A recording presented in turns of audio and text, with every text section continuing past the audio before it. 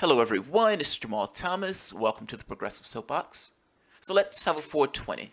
I'm getting slightly tired, so I want to have this now while I'm still conscious, as I still have to be able to do a show, whether or not I'm blitzed or not. So blaze one if you got one, and allow yourself for the moment to exist in that space where nothing is real, everything is true.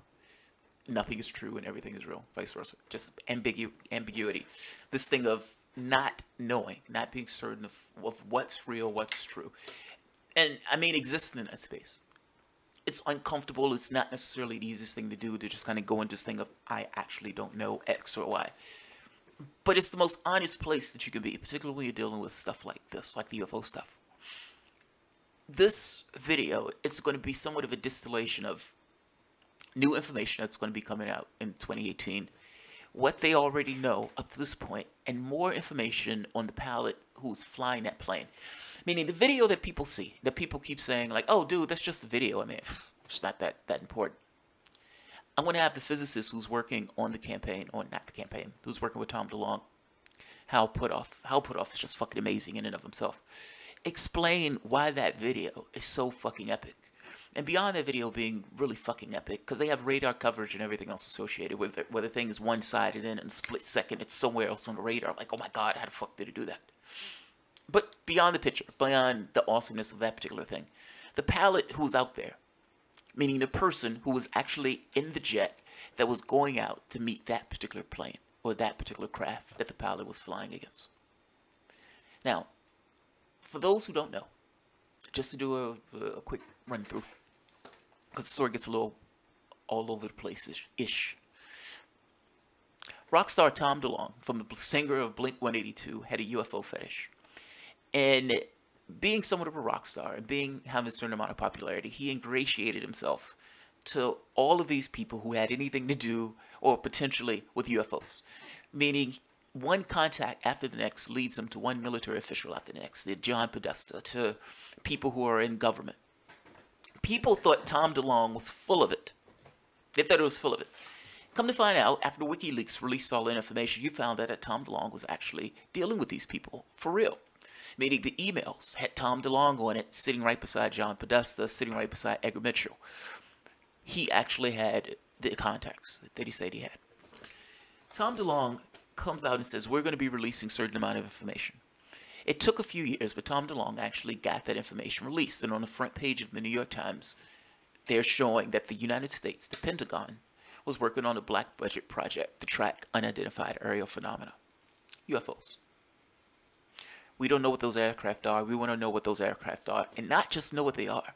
We want to be able to replicate the technology that we're seeing. Meaning, confirming A, that it exists, and B, after the confirmation that it exists, it's, well, wait a minute, how do they do what they do? What are we missing in our understanding of the world and physics and reality that allows them to do that when we can't understand how they pull that off? It opens up a new area and dimension of questions. I mean, this is a fucking amazing topic. So, this is out there. New York Times, Politico, Washington Post, on networks, this is like CNN, MSNBC. All of the people who are associated with it are out front and center, and it's confirming to the audience that yes, this is what took place. Now, they made it as if this was just kind of spur of the moment. None of this stuff was spur of the moment. This stuff had been planned for like a year before they released the information. People who were affiliated with it, or who had contacts that was associated with it, knew this information was coming out. They knew it was coming out. But whatever. The guy who was running the project, Alejandro quit his job. And when he quit his job, he came out and he gave interviews saying, yes, based on the scientific data, based on the instruments, based on the scientific method, I believe that we are being visited by something else. Now, Lou Alejandro would only give so much information because Lou Alejandro didn't want to go to prison for breaking some kind of security clearance. But that being said, he quit his job and went to work for Tom DeLonge, the rock star from Blink-182 that was instrumental in getting this information out in the first place. Somehow, they secured the release of that video, meaning actual video footage showing what this guy is saying, meaning the radar, showing the plane, and showing the pilot himself giving actual testimony. So it's one thing to say, oh, dude, that video, I mean, that's not enough for me. It's another thing to have a conversation with the pilot. What are you going to say? The pilot is also lying? What would be his motivation? What would be his motivation? And mind you, this is not the only person. When Britain opened their files, or when France opened their files, there were pilots who were talking just like this guy, having similar conversations, of being diverted to go to these craft that they had no idea what these things were doing. Didn't understand the phenomena. They knew there was something in the sky. It's not us, and we don't think it's the capability of people in other countries. So I'm gonna listen to this guy. I'm gonna play this guy's testimony, the pilot himself. Listen to what he's saying. Now, the reporter who's asking him questions on this, they've been somewhat flabbergasted. They're the most unimaginative people that I think I've ever come across in my life. Like, think of the level of unimagination to get a topic and you're like, oh, aliens. I mean, you're acting as if we're like a ball hurling through space and that we exist on a particular planet. I mean, you're acting as if things can exist on other planets. I mean, how crazy is that? The guy's crazy. He believes that there can be life on other planets, just like there's life on this planet. The question is always, can they get here? And the government has assiduously done two things: lied about it and leaked information about it. This weird two-step of here's certain documents, here's certain releases, here's certain files, here's working with certain agencies or certain organizations, like for movies and print and so forth, to get certain stories out and certain information into the public consciousness. Now, I subscribe to that belief because it does seem like there was this kind of saturation with this stuff into the public, or this feeling of the public will lose its mind if you release this information at once. You need to acclimate the public to what's going on. So, Tom DeLonge, rock star, UFO enthusiast, secures the release of this stuff, has a company called To the Stars Academy. They do, it's like films, print, media, aerospace, and science. They have another guy with them, Bob Bigelow. Bigelow was the company that was working with Harry Reid with this particular project, looking at this particular aircraft and the phenomena that they're experiencing, trying to replicate the technology. Now, Bigelow is also a UFO guy. On the front of his company, there's like a picture of a gray alien. So all of these people are enthusiasts. All of these people in the fields. All of these people are successful within their own context. And they have pushed and bitched and tugged and finally got this information out into the public in a way that you're forced to deal with it. And deal with it in a legit way. Not the cartoonish way that these guys sometimes do. In a legit way. This is a military thing where the Pentagon didn't officially release it, but this is a Pentagon video. They secured it. Now, I want him to talk about this, but I also want Hal Puthoff to explain why this video is fucking amazing, and why this video matters, and why this is one of the most like smoking gun cases that you would see up to this point in regards to the UFO thing, where you can say this is official, we have a track record of this particular video, we know this video came from, we have people who can witness XYZ. So let's take a listen to this pilot explain what it was like to be in the sky, given the order to divert, to actually go and track this thing down. He was amazingly outmatched. Out front tonight, a stunning claim from the man who ran the Defense Department's multi-million-dollar UFO program, a top-secret operation that was, for years, dedicated to, yes, investigating UFO sightings. Aaron spoke to him, and when asked, does he believe there is alien life out there, this was his response.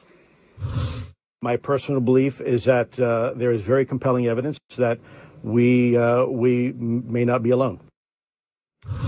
Now, this video you are seeing here is presented as possible evidence. It was captured by a U.S. Navy fighter jet in 2004 off the coast of California. If you look closely, it appears to show a whitish oval object about the size of a commercial airplane hovering over the ocean.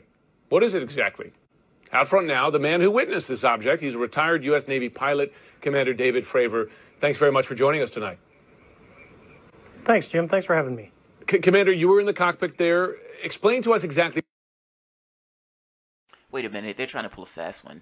This guy looks like a robot. He's just... I don't mean to joke him. He's just sitting there like hello. But it's like, come on, dude. Calm. Relax. Relax. I understand you had a stressful job. You're chasing aliens. But relax. You're okay. Let's see if he calms down. He's just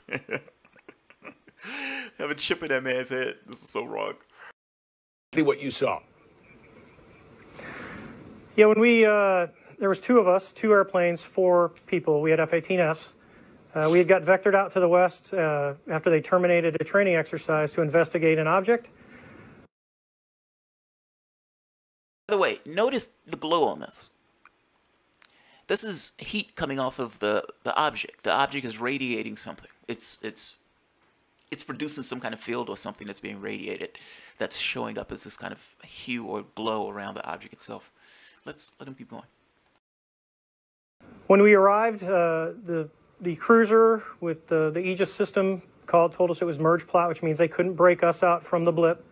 We started looking around, and as we both looked out the right side of our airplane, we saw a disturbance in the water, i.e. like a seamount where the waves are breaking over the top, so white water, and a white object, oblong, pointing north, moving erratically left, right, north, south, up, down, all around. As we started a clockwise flow around the disturbance, watching it, I decided that I would go lower and the other jet stayed high to observe both of us. As I got to about the 12 o'clock position, the object started to mirror us, so now we're both in a clockwise flow, opposite circles. The object is lower than me, I'm above him, and I'm looking at him with my eyes. We get all the way around the circle as I'm descending, so now there's probably about maybe a 2,000 to 3,000 foot difference between us in vertical. And I'm at about the 8 o'clock position, and the tic-tac is at about 2. I cut across the circle, so across the middle, and as I got close to it, probably within a mile to a half mile, it rapidly accelerated to the south and disappeared in less than 2 seconds. So then we turned back around. Go ahead. Go ahead. I mean, I guess you're an experienced pilot. You've been up in the air a lot. I imagine you've seen a lot of things in the sky. What was it about the movement of this or the appearance of this that made you believe it wasn't from this world as opposed to something else? Well, the first thing is it had no wings, so you think... Something else like what? Something else like what? Like, what do you think, it's a bird? I mean, come on. What is he... What the fuck else would be up there? Like, this is such an insane perspective of this. What do you think? That these pilots, who are trained pilots who have been doing this for years, they observe an object. It's not a bird. It's not a pterodactyl. It's not an asteroid. It's something that is moving pretty much in every direction, the way he described it, up, down, left, right, vertical, all over the place. And in an instant, mirroring their position, for one thing, meaning intelligent control in the way that the thing was going. And it takes off in an instant. His plane was massively outmatched in every situation. The thing could move any way it wanted to. It didn't have wings. The thing could go up, down, left, right, at free roam of space. And apparently the accelerations that would have normally killed a human being in no way affected them. For whatever their means of propulsion, they weren't using, air currents. So the plane was completely outmatched. He's seeing this thing mirror him as if there's another intelligence that's actually doing the same thing that he's doing. This kind of communication between whoever's in those things. And it jets off. Does the journalist, does the TV journalist, the talking head, does he believe that that was a bird? Does he believe that the pilot in this particular jet couldn't make a distinction between a pterodactyl and another craft that is outperforming his craft? I'm sorry, I am giving this guy a hard time, but this is just a dumbass question.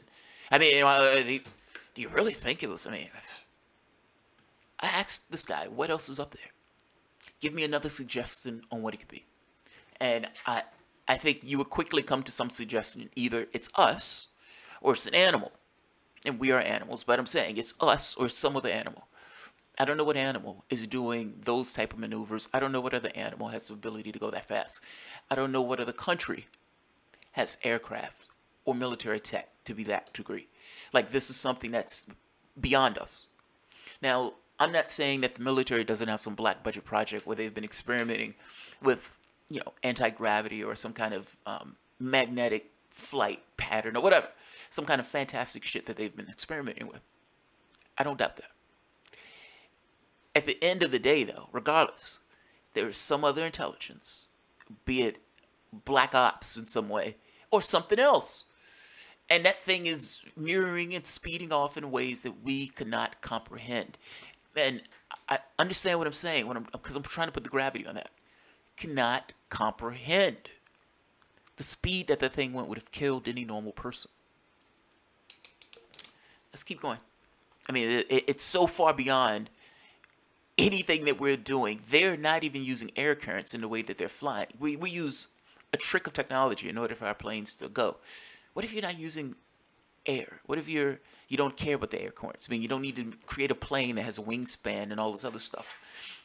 What if you're using some other force that allows you to propel your ship?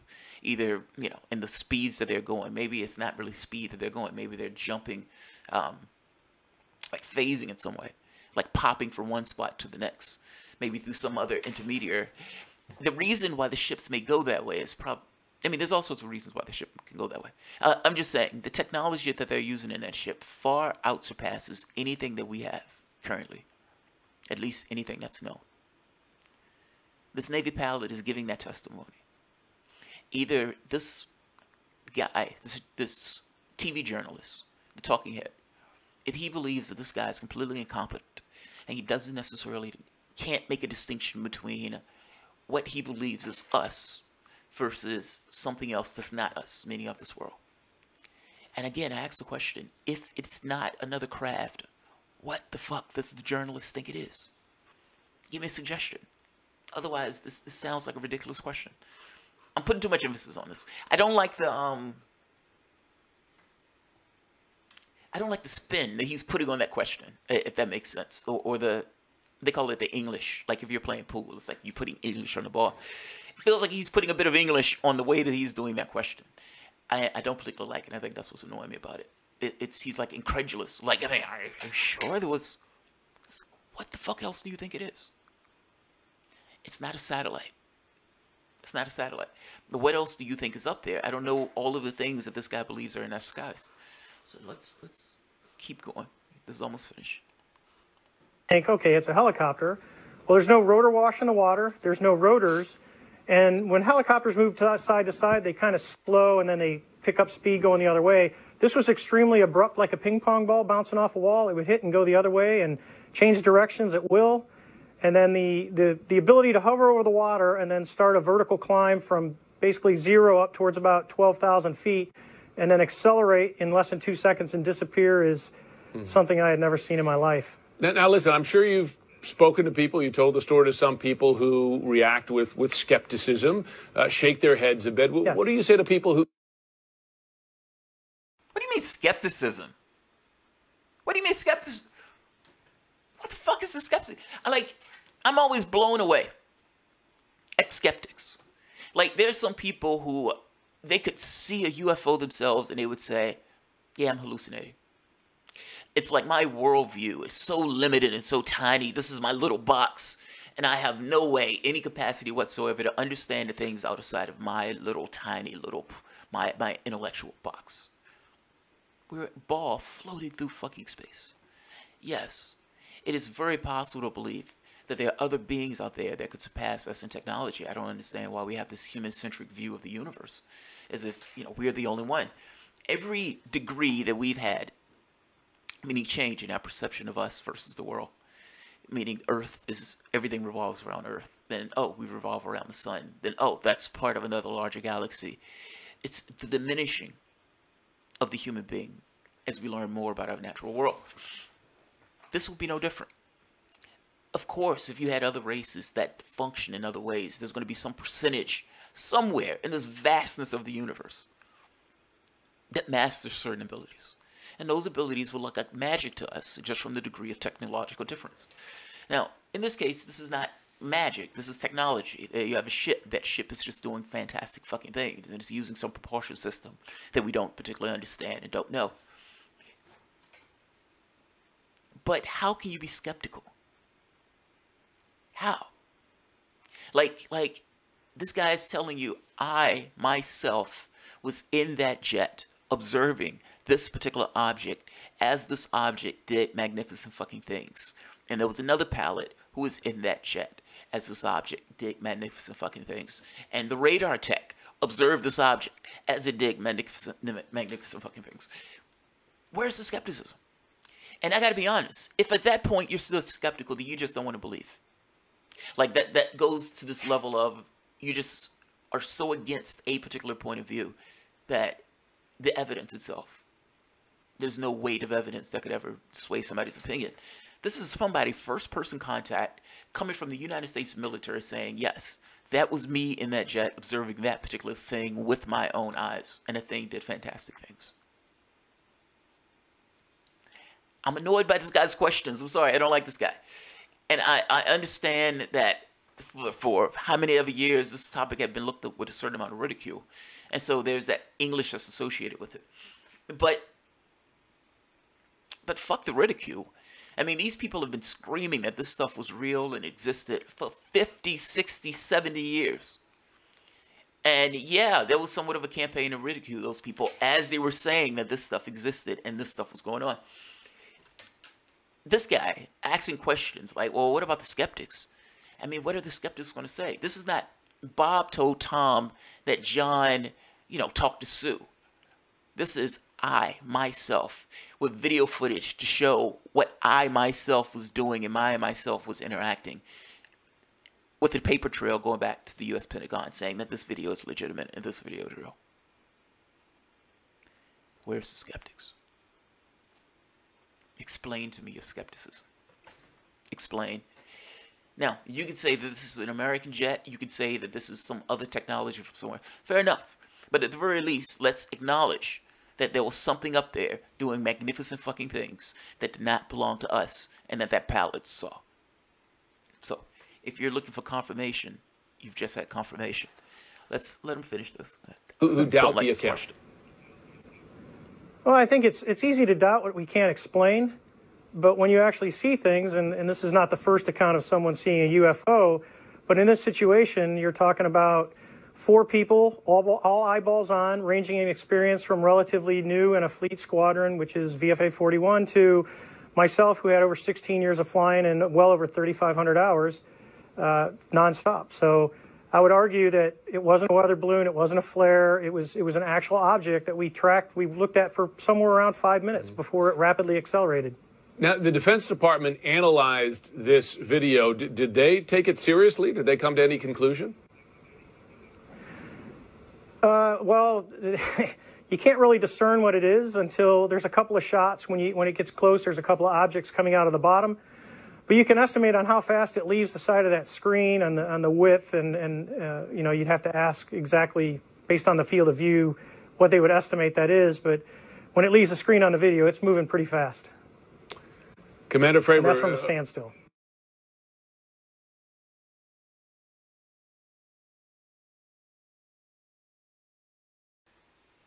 That's another guy who's come out saying, yes, we're being visited based on the scientific data. And fuck that. That's not even scientific data. That's him looking at the fucking object. I'm seeing an object in the sky as I'm flying through the sky in this military jet that they've invested X number of 16 years into my training and everything else. And with my experience, yes, we were flying with something that we were completely outmatched. We have no idea how they did what they did with that particular object. Hal Puthoff is one of the physicists that was working with Tom DeLonge. Puthoff is a magnificent fucking guy. Puthoff is one of those guys who's gotten into like consciousness research. Going with the thing of remote viewing, one of the things that he was working on with Ingo Swann. Fuck man, that's a whole show by itself. Remote viewing. So one of the other things that skeptics get wrong on this is how reality is structured. And what I mean by that is, you could have like the double slit experiment, where particle versus wave duality, where this thing exhibits attributes of a particle versus a wave depending upon whether or not the person is looking at which item the proton or the electron goes through. What the experiment kind of shows, or what the experiment gets across, is that there's this decision that's made at some point, where that stuff becomes what we consider to be physical matter reality. Is it there before you look at it? Meaning, is the screen rendered? If I leave my house and there's nobody observing my house, is my house actually there? Or is my house only there when I observe my house as being there? This kind of interesting thing that reality or the way we're structured. Meaning, this isn't necessarily as physical as people like to make it physical to be, even though that is the way we perceive our particular reality. Hal Puthoff and some of these other experiments, these psi research experiments, would show consciousness interacting with physical matter using kind of statistical models and stuff like that. But some of the stuff that he was doing was fucking fantastic. The U.S. military came to Hal Puthoff because the Soviets were investing a lot of money into psi research. The United States government wanted to know, is there anything to this? Like these guys are dumping a bunch of money. The Soviets are dumping a bunch of money into the psychic stuff. Is there anything to this? We need you to study and experiment with this. You had a little bit of experience in one of the other projects that you did. We like that project that you did, so yeah, we want you to experiment with this. Ingo Swann being the test subject. And the United States military came up with remote viewing. They would put a guy in a room. That particular person in a room comes up with information pertaining to a particular target, even though they don't even tell them what the target is. They might give them 4 numbers, 5, 6, 8, 9, 2. And that number will correspond to something else, somewhere else, a file somewhere, maybe a thing under a rock. But what they found was that the person is somehow still connected to everything else around him. And when that person clears his mind and that person kind of taps into something, he has access. He gets fleeting glimpses of what those things are, even through his own physical senses. You experience your world through your physical senses, so the only way you will be able to process the world is through your physical senses. Even if you're getting information that's not coming from your physical senses, you still experience it as if they were coming from your senses, if that makes sense. So, remote viewing, for example, I like to try this stuff, because it's one thing to believe, it's another thing to see if it works or not. I spent several months doing the remote viewing stuff.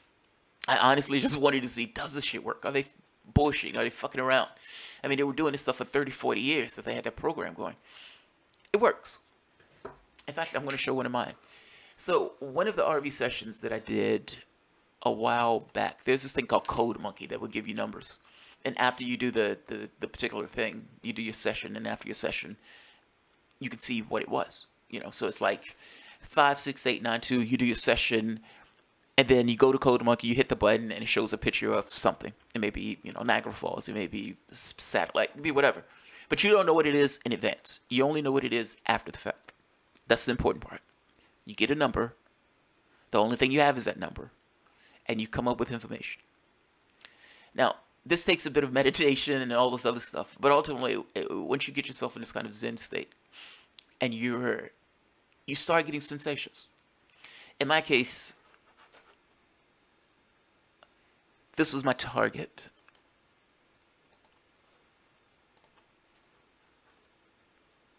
So this is a picture. Now, I don't know what this picture is in advance, but this is a picture. The session that I got was image of a wall, dirty white, stucco, protrusions, irregularly shaped peaks and valleys in the walls of materials, light emitting object. Oh, yeah, I had this impression of, I think it was like a color. I was trying to get a color across.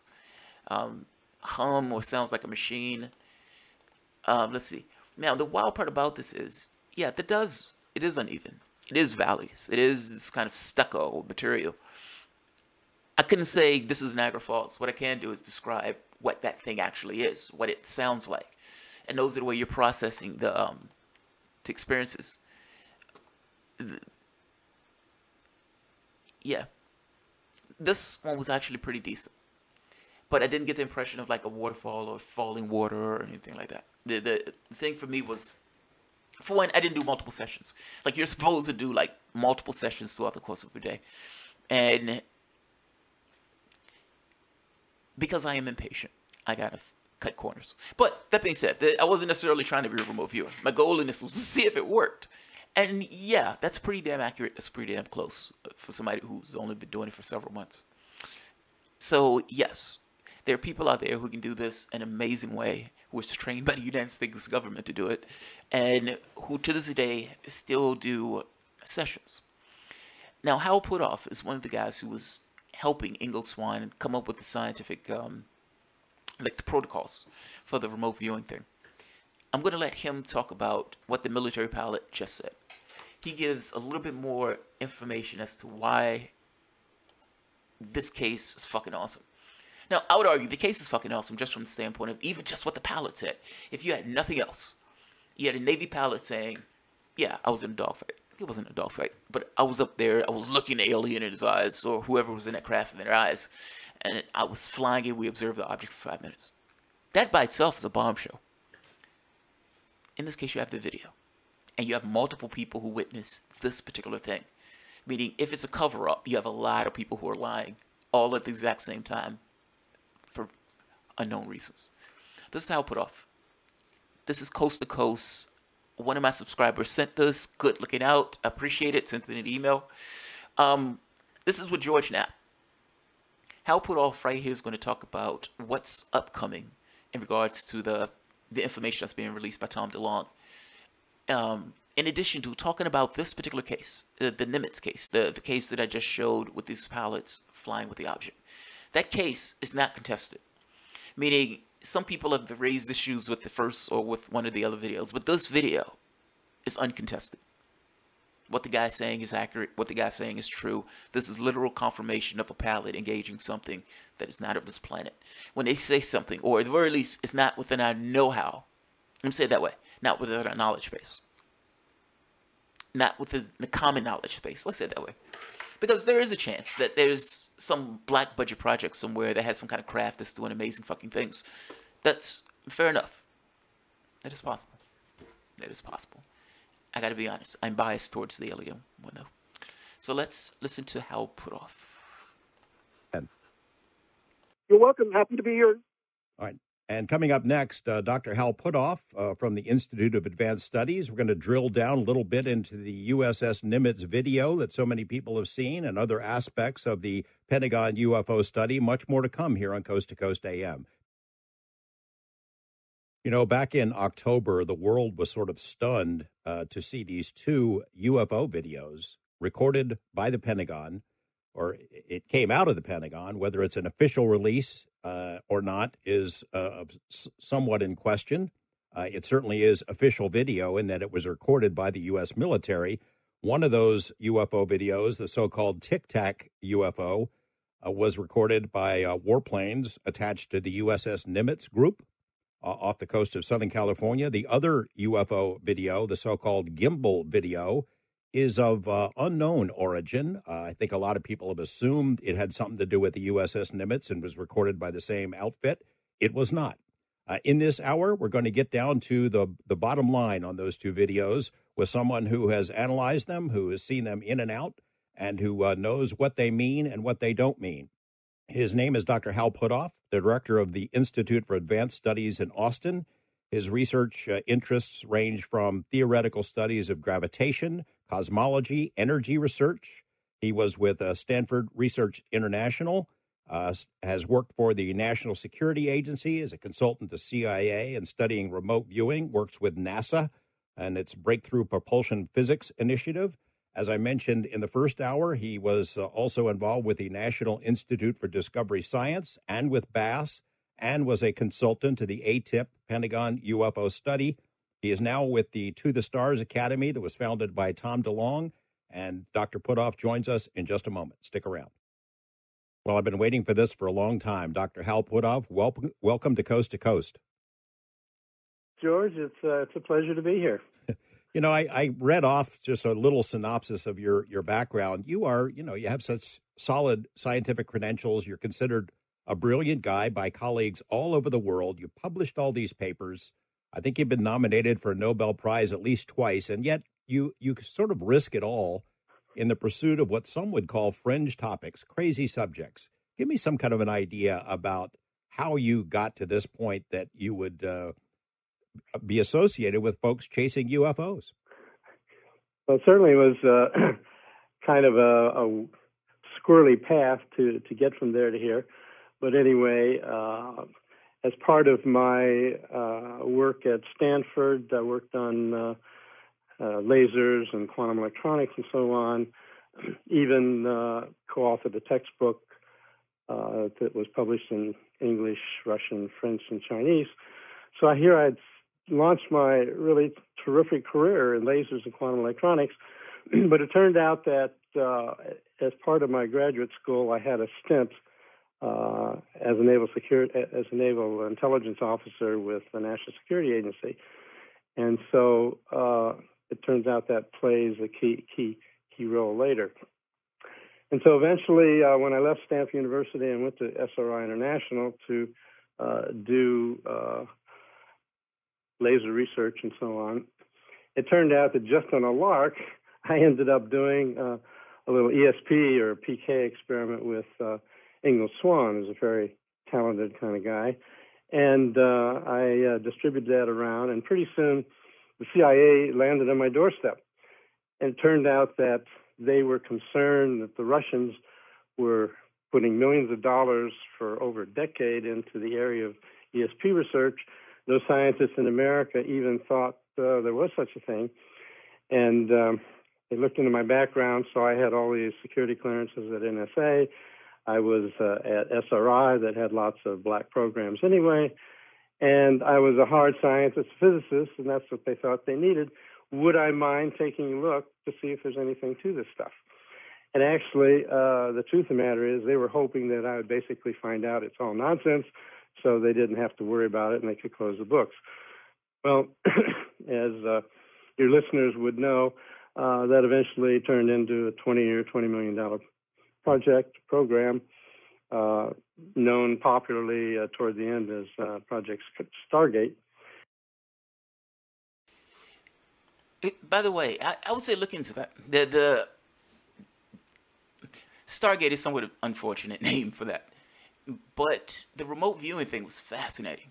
Like some of the tests that they were putting Hal Puthoff through, putting Ingo Swann through. Men Who Stare at Goats was based to some degree loosely on what he's talking about right here. The way the military was using remote viewers for the project. They would train them and we use them to essentially to spy. It was their secret psychic spies. Ingo Swann is fucking amazing. He was just a naturally gifted psychic in general.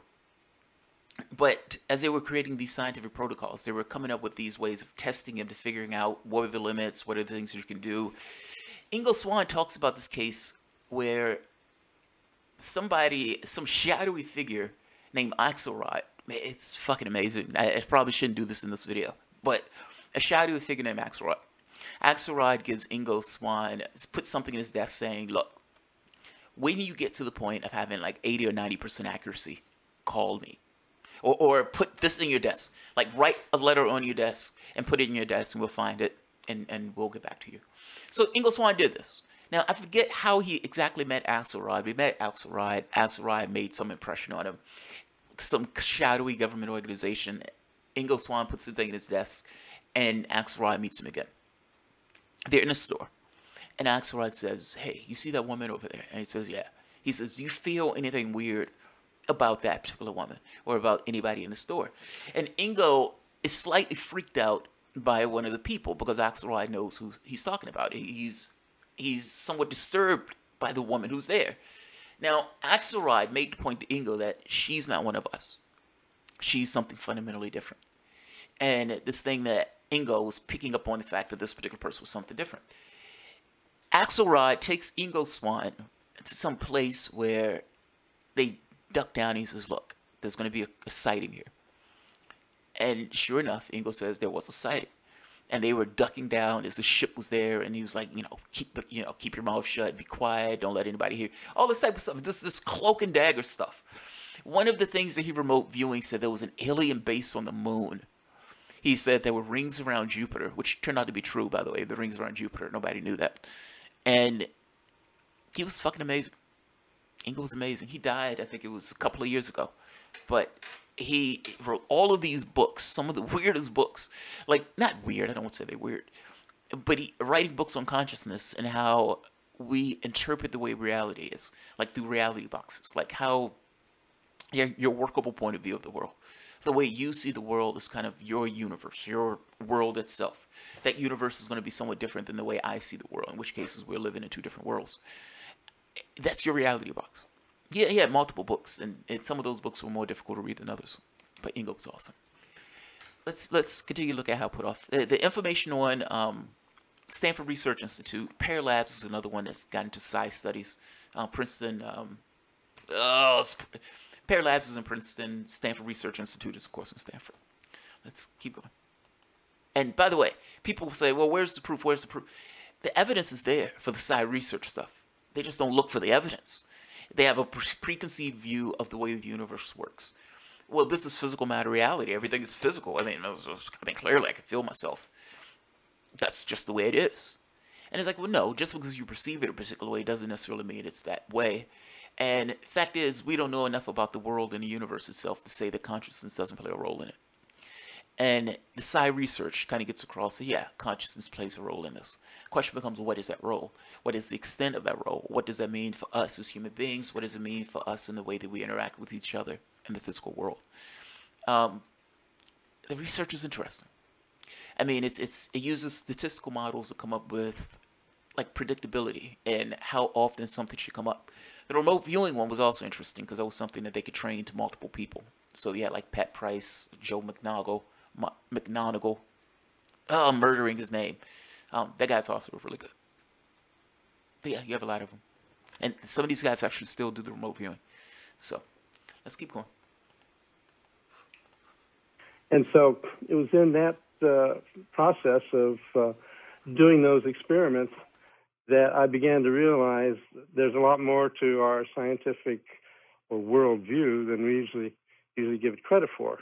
And I have to admit that even throughout that program, every time I would go in to do an experiment of the remote viewing type, as we called it, I would ask myself, what am I doing here? I'm a physicist. This can't possibly work. And then we get another terrific result. So based on that, I just got greened, I guess you'd say, by the situation. And so even when I left the SRI to take up being president and CEO of Earth Tech International, with its academic arm, Institute for Advanced Studies at Austin, I was basically greened to these kinds of things. And so when John Alexander, for example, came along and asked me to join his UFO working group, I did do that. And through the connection with John, I ended up being on the science advisory board of Robert Bigelow's NIDS, National Institute for Discovery Science, that you covered pretty thoroughly in the first hour. And so, of course, as part of that, I saw many things, and the truth of the matter is, most of them we never did get to a point that we could explain.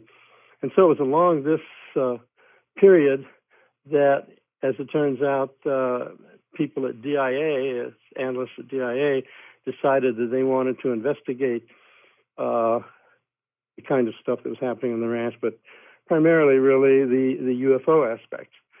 And so they approached Senator Reid, and he thought it was a good idea and collected his other two senator colleagues, Stevens from Alaska and Dan Inouye from Hawaii.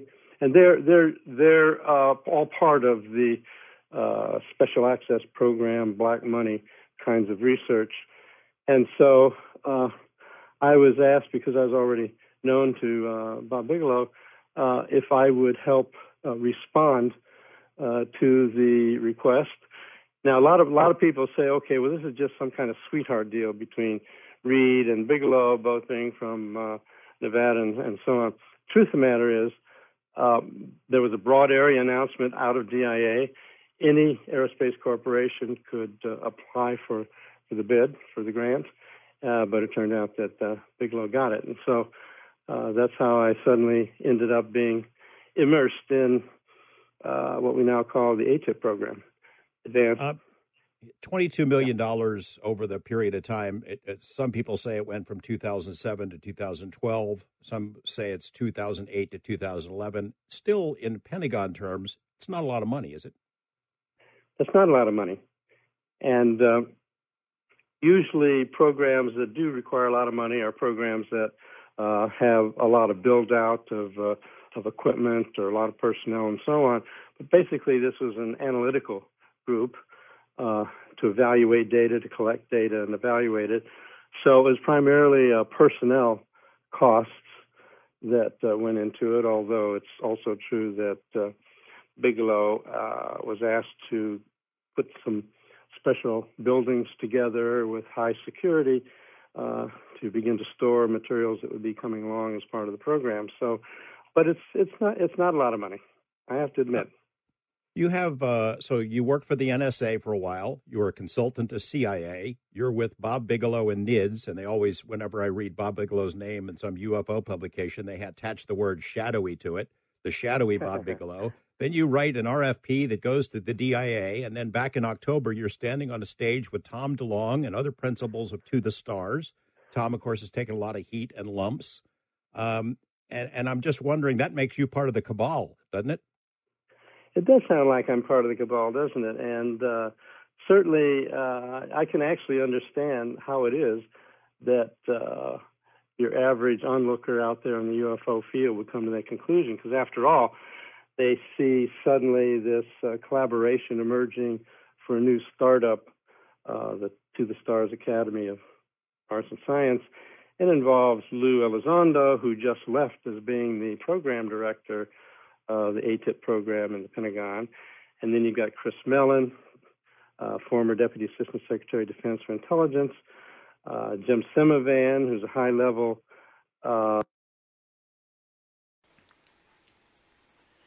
Is it just me? I have to be honest, I'm slightly weirded out by the profit-making thing built into this. So what he's saying is, To the Stars Academy is a Tom DeLonge project. And the project seeks to put out movies, videos, and technology, and research technology. He's working in collaboration with Bob Bigelow. Bob Bigelow is the person who owned that tech company that was working with Harry Reid to monitor the UFO stuff. It feels weird to me that we're taking capitalism even to the degree of interacting with something else. It feels fucked up to me. It feels dirty. It feels somewhat sleazy. And I'm not saying that what he's doing is wrong. I'm not saying that I'm not even appreciative for, him pushing to get this out. I don't necessarily think he's doing this purely from some capitalistic drive. But To the Stars Academy is a money-making venture. I mean, the goal of it is profit. Yes, they want to disclose the stuff, but disclose the stuff from the standpoint of, we're going to make a lot of money. We're going to be making videos and movies, and we're going to create technology, and we're going to have a multiplier effect on some of everything. He wants to be the person who's at the beginning of that trough when something is released or some information comes out or some video. He wants to be the person who's there. Now, to some degree, it's his company. How successful this company is going to be, I have no idea. But you've heard Hal Puthoff's resume. You've heard his resume. I mean, these are real hard-nosed scientists who are doing this stuff. And I'm fascinated by the fact that Puthoff is part of this. Because it acknowledges something that's true that a lot of people miss. The psi phenomena. The reason why Puthoff is part of this is because of the consciousness aspect of the project. People who interact with these things, when they're having, when they're seeing stuff or seeing crafts, there's often a consciousness component that comes along with it, where that person is interacting with something in this kind of altered state. Some of the stuff gets a little weird, but the people themselves feel like they're getting information. It feels like they know stuff gets downloaded. There are other psychological effects, like those people have, well, you could say it's like out-of-body states. Some of the experiences themselves describe stuff that resembles out-of-body states. It's fucking fascinating, man. That's all I'm saying. Having Hal Puthoff on this acknowledges that truth. It's not just about nuts and bolts. I mean, it's not just kicking the tires and saying, oh, this is a nice piece of machinery. They're trying to do it all. And he's trying to cover all of the bases. He wants the science and technology. He wants the ability to be able to create those crafts and figure out how those crafts works. And last but not least, he wants to be able to release videos and media, given his point of view of what this phenomena is. He wants to put out his lens of the events. So let's hear the rest of Hal Puthoff. But he has heavy weights associated with the project. fellow out of the DDO. You've got Steve Justice, longtime program director at the Skunk Works, and myself with decades involvement in CIA, DIA, and as a contractor and so on. And so I can imagine that people look at that setup and say, okay, this has got to be some kind of massive conspiracy. This must have been in the plans for forever, and it's trying to pull the American public along in some direction concerning belief and so on. Truth of the matter is, the people on this list all have had high access, of course, and the point is that having that high access put us in a position, one by one, to recognize that the subject area was not being handled as effectively and efficiently as it could, that it's all locked up in various kinds of stovepipe situations. I mean, just to give you a perfect example, these videos that have come out where everyone is looking at them. Okay, he's using jargon. So by stovepipe, what he means is think of the picture of a stovepipe. This goes straight up. There's certain people who are in the know, meaning, Bob, Tom, Susie, so forth. Those people are in the know. Everybody else is outside of the know. They have no idea what we're doing in this particular capacity, and people is on a need-to-know basis. Your boss may be the head of that particular division of that particular unit. Your boss may know nothing about the project that you're working on, depending upon how that thing is constructed. Let's keep going. I'm going to let him explain. I just wanted to explain what he meant by the stovetop. It's this difference between something that's shared with others, or something that's exposed to more so a range of people, as opposed to being exposed to a very few people in the process of figuring out what that technology is doing. Let's let him keep going. And analyzing them and so on. I mean, those videos were there in the Pentagon, and what could they do to get additional help to evaluate them? It really wasn't a way to do that. And so the idea that we would come together and form a public benefit corporation, as we call it, in order to begin to get this, put some sunshine on this area and get it out to where it's no longer a subject of ridicule, hopefully, but rather something that people can take part in and see results being made. And so it's a cabal in the best sense, I would say, and that is we're taking the knowledge and information and results we know, and to the degree that any of it can be made public because it's not classified, and further work that can be done that's not classified, this can become part of the societal's public discussion. So it's... To some degree, he's accomplished that. I mean, it has become somewhat of a discussion. We're having a discussion right now. I have to be honest. I don't understand the ridicule part. I fundamentally don't get it. Now, there's a lot of stuff I don't quite get in regards to human behavior. But this particular thing, I don't get at all. Somebody believes that there's somebody else or something else out in space, because that particular belief seems perfectly sane to me, seeing that there are people here on the planet Earth. There are other planets, yes. We grew up in this particular habitable planet zone with billions and billions and billions of galaxies. Are you telling me that not one has life? And are you also telling me that they wouldn't necessarily develop in a particular way, or they could develop in a particular way that allows them a different way of being? Meaning, say for instance, the race was cooperative. Say that race was telepathic. Say the race was I mean, man, this shit is a crapshoot. Like, it's hard to get across this thing of a different civilization and the way that civilization will behave. And it's also hard to get across this idea that our technology is only like 100 or so years old. What does it look like in 1,000 years? If humanity hasn't ended itself, what does technology look like in 1,000 years? Could the caveman figure out what a cell phone is? I mean, that's a fair question. If you gave a caveman all the resources at his disposal and you gave him a cell phone, could he figure out what that cell phone is, what that cell phone does?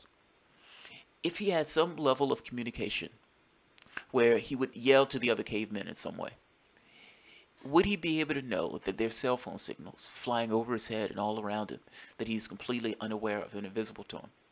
Yes, the signals are there, and no, he can't perceive it. He has no idea that those things are there. He has no idea that those things are even possible. The point I'm getting at is, it is not just possible, it is likely. It seems more likely than not, in fact, that there would be something else. It seems like a religious belief to me to say there's only this planet. God just created this one. Which, at that point, you have to invoke God.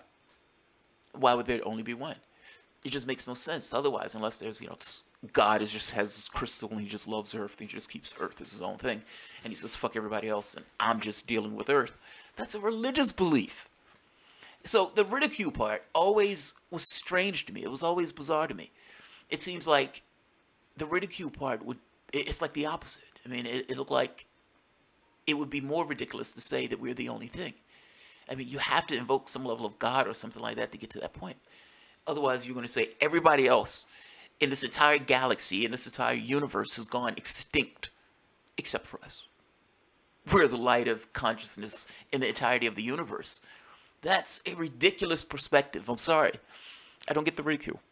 I don't get the ridicule. And yes, I'm a little testy with the ridicule stuff because they're right. This was a subject where people would they would feel weird about. They would feel like awkward talking about. Like you could have a conversation with somebody. There's some people who are cool and like to talk about it and discuss it. And you have others who are freaked out by any notion of it. Completely freaked out. And again, I don't get the freaked out part. It's like saying, are there people in Texas? Yes, there are people in Texas. Oh my God, there are people in Texas? Yes, there are people in Texas. There are people in France. There are people all over the world that may act and look differently than you. Okay. Let's move on. Let's move on. Look, I find this topic fascinating. I love this idea of something else and something new. How do you measure yourself without having something else to measure yourself against? You can't be your own standard. You can't be your own standard. So I even like this idea of pushing. Because look, confirmation is something else, another added bonus. It's one thing for your scientists to be somewhat rigid in their thinking, unimaginative, in this thing of groupthink where all of them kind of line up in kind of ducks in a row. But they have a certain religious belief about physics. They believe that this is all there is. Physical matter reality is all there is. That's a religious belief. But they cling to that religious belief. Despite the quantum mechanics and all this other stuff, they cling to that particular religious belief. Physical matter reality, this is hard. Everything is hard. Forgetting the fact that all of the space between atoms. We perceive this a particular way. That's true. Whether what this is exactly what we perceive, not so much. Not so much. I guess this particular subject and them dealing with technology in this way, the moment that you confirm and said, yes, that pilot did see something, that something was moving at incredible speeds, that thing was not aerodynamic in any way, we cannot find any means of propulsion, and yet it could move at speeds that would kill a person if they were in that craft. What does the scientist do at that point? What does the manufacturers, the people who build products, do at that moment? Their first thought is, we're missing something. We're missing something. It induces doubt. Like, it induces growth. We got something wrong. Clearly, fundamentally, we got something wrong. Because otherwise, how are they doing what they're doing? You've created a puzzle. You've created something else to judge yourself against and to push yourself against. When John F. Kennedy is giving that to the moon speech, did you notice that they jumped to the challenge? The United States was not in any position to go to the moon at that point, but within 10 years, they put a man on the goddamn moon. Now, I'm saying that to say, this big, euphoric challenge, this brandishing of humanism, and saying that we're going to the goddamn moon, and doing it, setting a goal and accomplishing that particular goal. What happens when the goal becomes, how is that craft doing what that craft is doing? Why can their craft do that, but our craft can't? How do you figure out, how does this work? What is the technology behind this? What is the thing that we're missing in our understanding of the universe that allows that craft to do it, but not our aircraft to do the same thing? Whether that plane was from somewhere else, whether it was one of ours, meaning whether it was this kind of secret black ops thing, it pushes the actual outer layer of society to grow and expand to meet the challenge that was just presented. I don't want this to be done in this kind of war footing way where you have all these generals and military guys who are always terrified and scared that everything is going to get them. I don't want those guys being part of the process. That being said, those guys are part of the process. So I'll let Hal Puthoff finish. This, it's a challenge, but it's a good challenge. I mean, the fact that confirmation gives this thing of, holy shit, this is real. There's something out there just doing that. How are they doing that? We need to figure out how they're doing that. What are we missing in our science and technology? It's a good thing. It's a damn good thing. It helps complacency. Just the opposite, really, of the people who would say, there's some giant cabal that they worked on poor Lou Elizondo and finally pushed him out the door to be a lightning rod for all kinds of conspiracy theories. No, it was just the opposite. These are all hardworking people, all people who, one way or another, ran across this subject area and knew there was a lot to it, actually, and has been over the years. And there's been difficulty in figuring out how to do with it. Why is that? Well, in this subject area, even inside the government, what do you have to deal with? You've got fear, you've got careerism, you've got incompetence,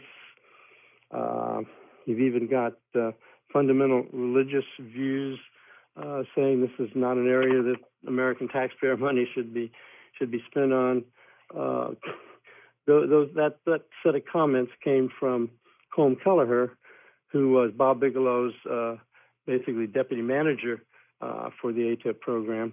And he's right. Those are the kind of things we always ran into. So despite the fact that there was funding and work was getting done, and it was getting done professionally, nonetheless, we had to brief other groups. We had to try to set up programs in other areas, and we ran into all kinds of problems. So essentially weakness and incompetence and cowardice. And let's linger on the cowardice for the moment. They have funding. They're real guys, like hard-nosed scientists that's associated with it, credentialed out the ass. And they're saying, this is something that's real, and we would like to get funding for it, and we need to do research on it. And they run into cowardice and weakness and political careerism. I don't want to rock the apple cart on my watch. I don't want to have to deal with this, the political consequences of coming out with something like this. I don't think Jesus Christ wants us dealing with this topic. God only made us. Anything else that's coming to our shores are demons and devils, and they're coming to take and eat our babies. Yeah, this is the stuff you have to deal with when you're dealing with Washington, because these are the people who we put into Congress. Unimaginative fucks, cowards. Absolute cowards.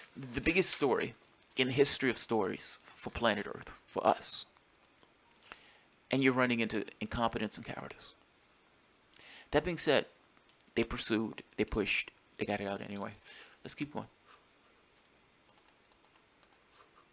I think this giant step that we took to come out from behind the curtain, so to speak, and set up something that the public can have access to and participate in, that was really a step in the right direction.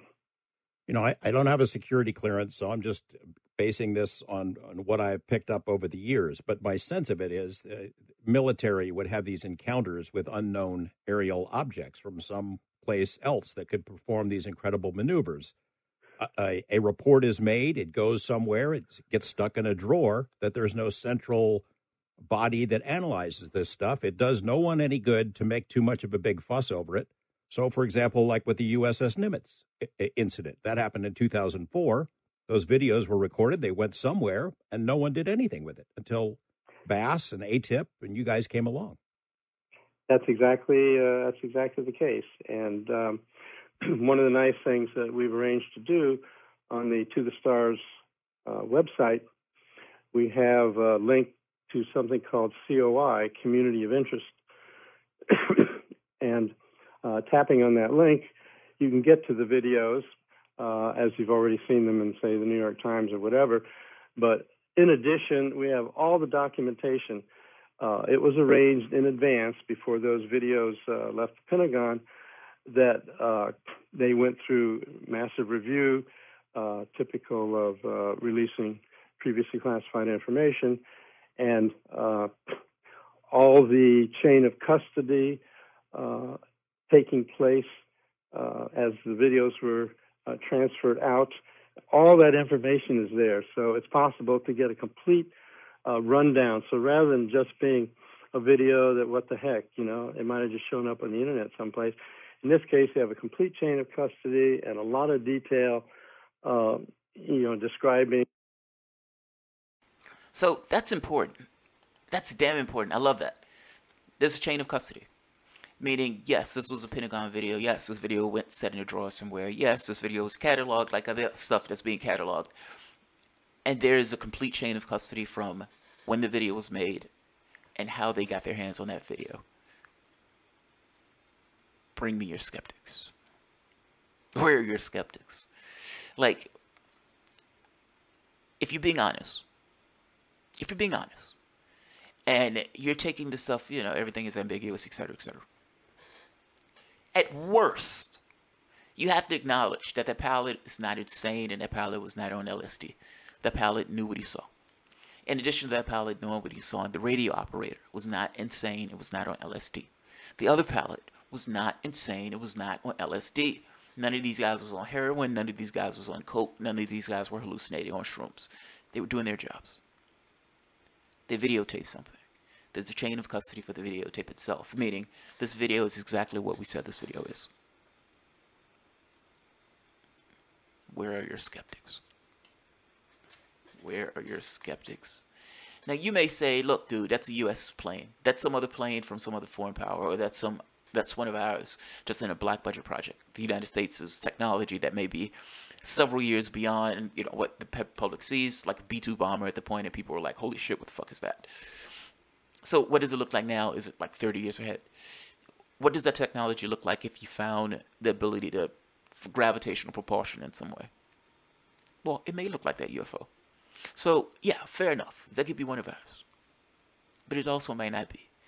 And at the very least, if you're being skeptic and you're being honest, at the very least you can say that, yes, there's something up there that's unidentified.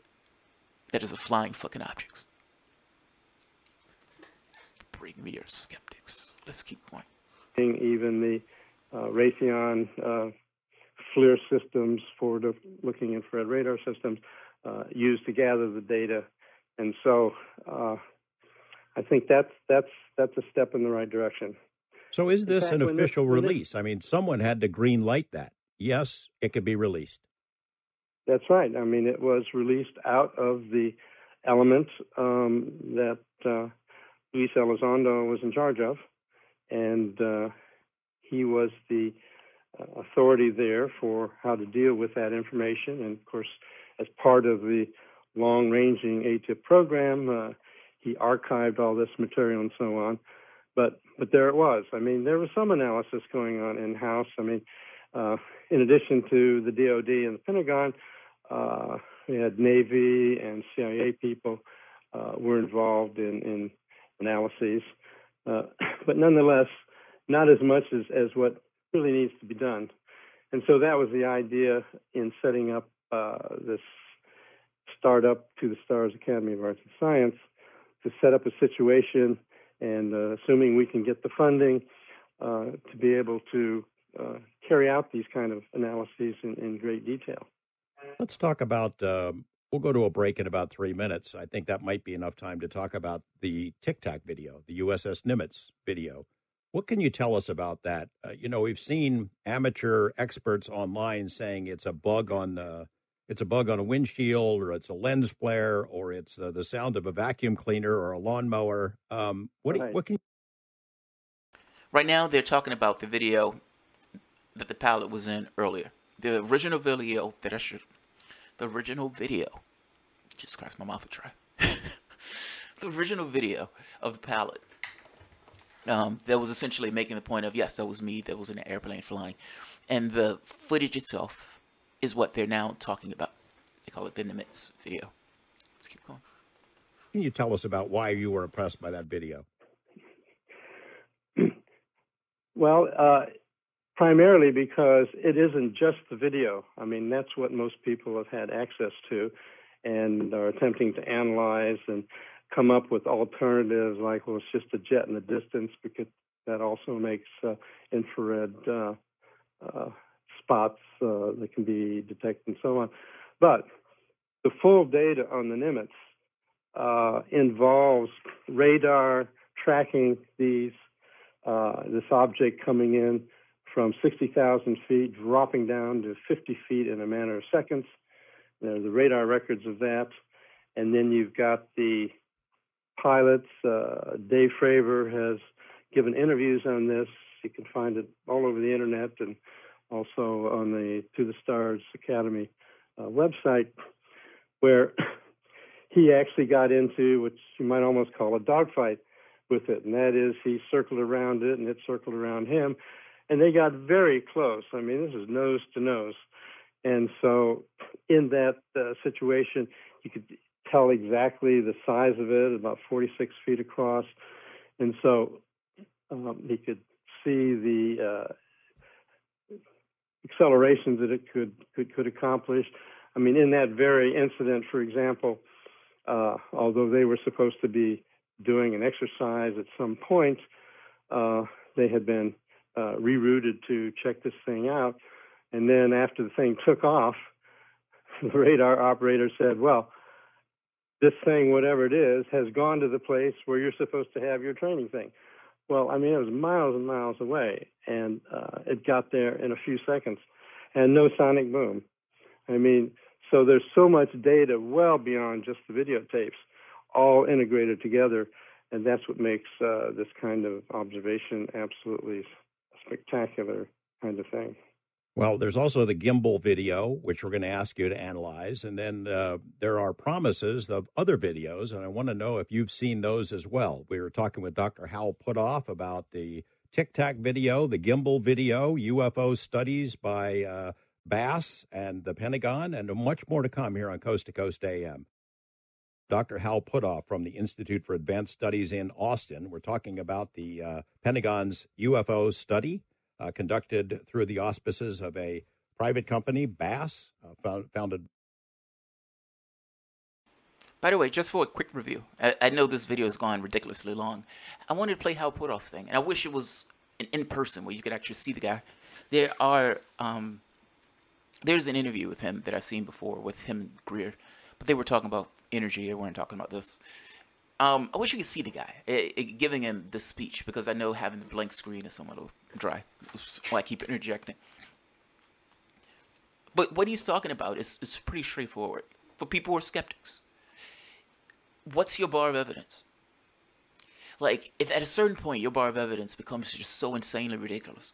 Like, there's a story of a bunch of people on an airplane, and there's a UFO that's flying nearby.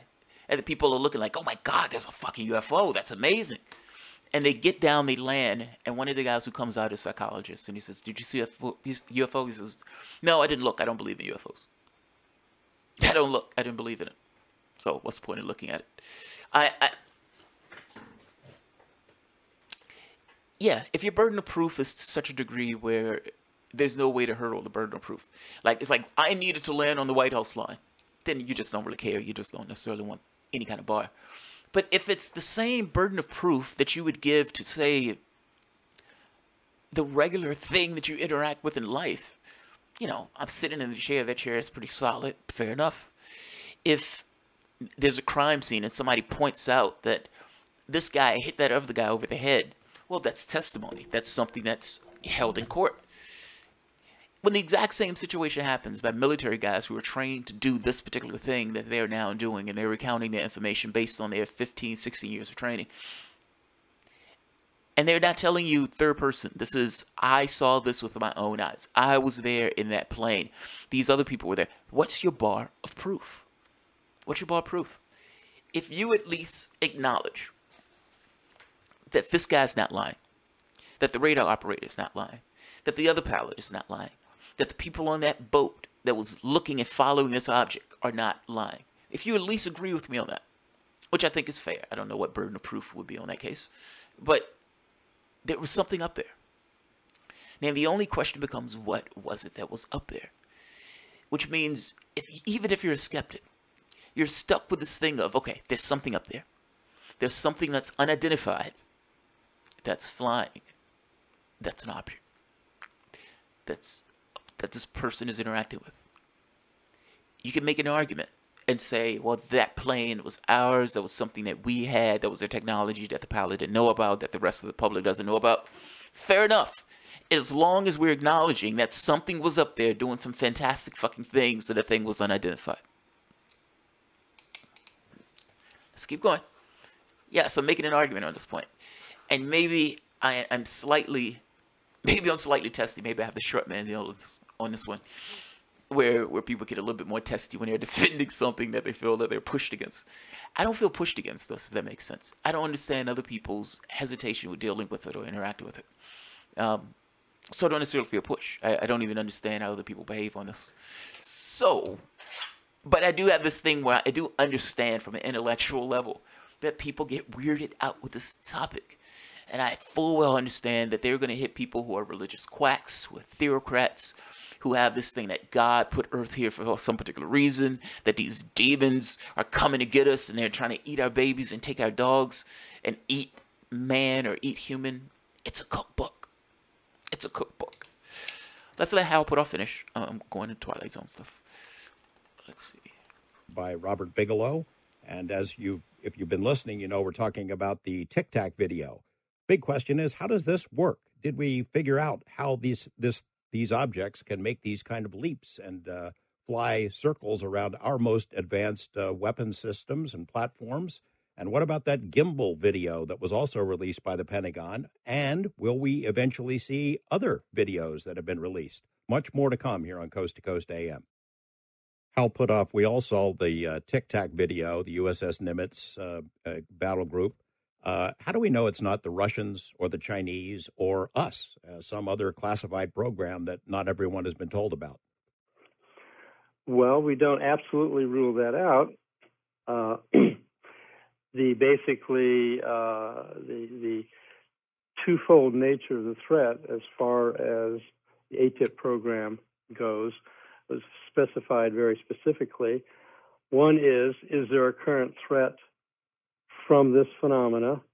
Could be a foreign derivation, could be off-world, but nonetheless, it's obviously being deployed and tested, including in our country. And then there's the future threat, which is really concerning, and that is potential terrestrial adversaries achieving significant breakthroughs in the development of game-changing disruptive technologies based on evaluation of the UAP phenomena from sensor data or crash-retrieved materials. So our best analysts, and based on the intelligence information we have so far, we've not been able to track it back to Russian or Chinese.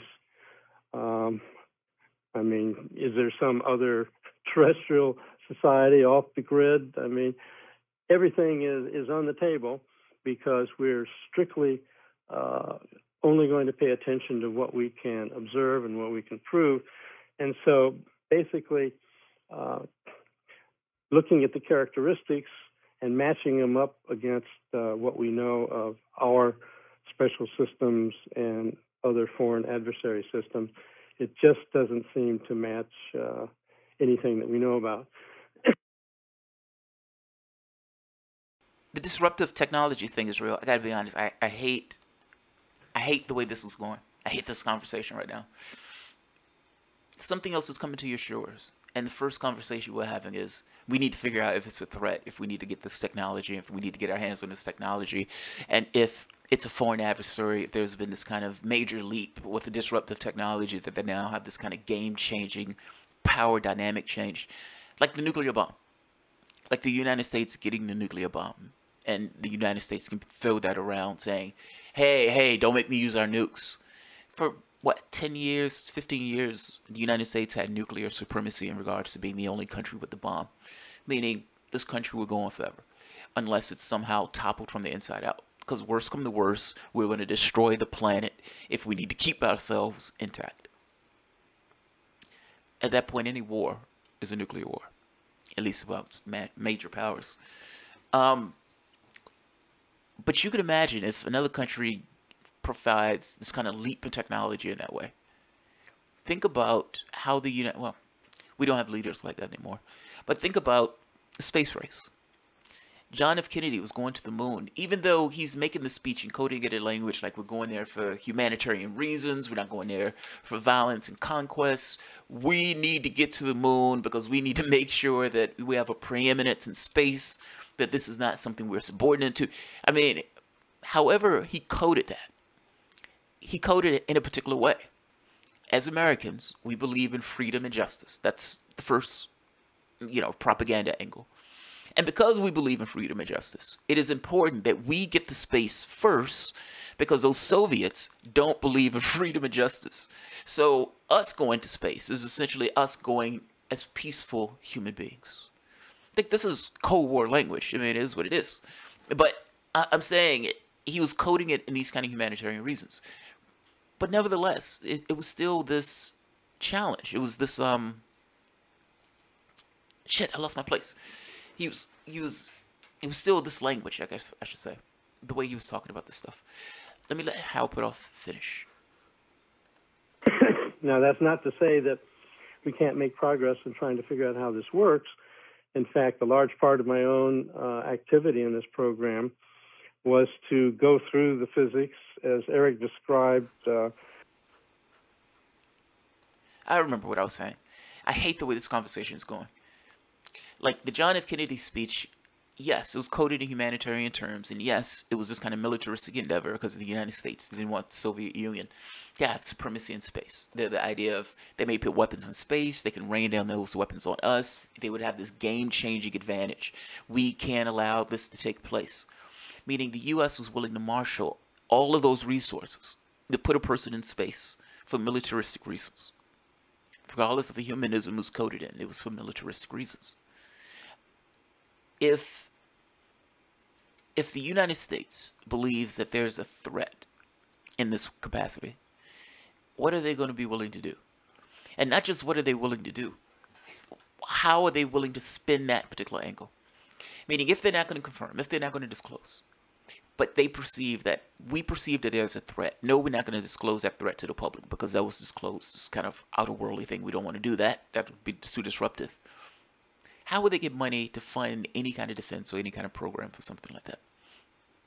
Do you just lose $5 trillion misplaced in the budget? Yes, I'm being a conspiracy theory on this one. That's fine. There's nothing to back that up. Purely conspiracy theory.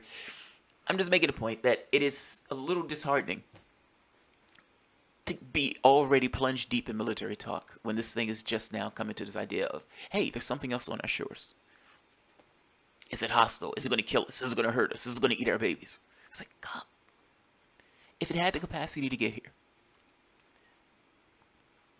like, what is your defense? If it had the capacity to get here, and if it was hostile, there would be no defense. There would be no defense. So I am not into this evil aliens thing. I'm not into this hostile aliens thing. But this is the language that these guys code this stuff in. And it's a little disheartening.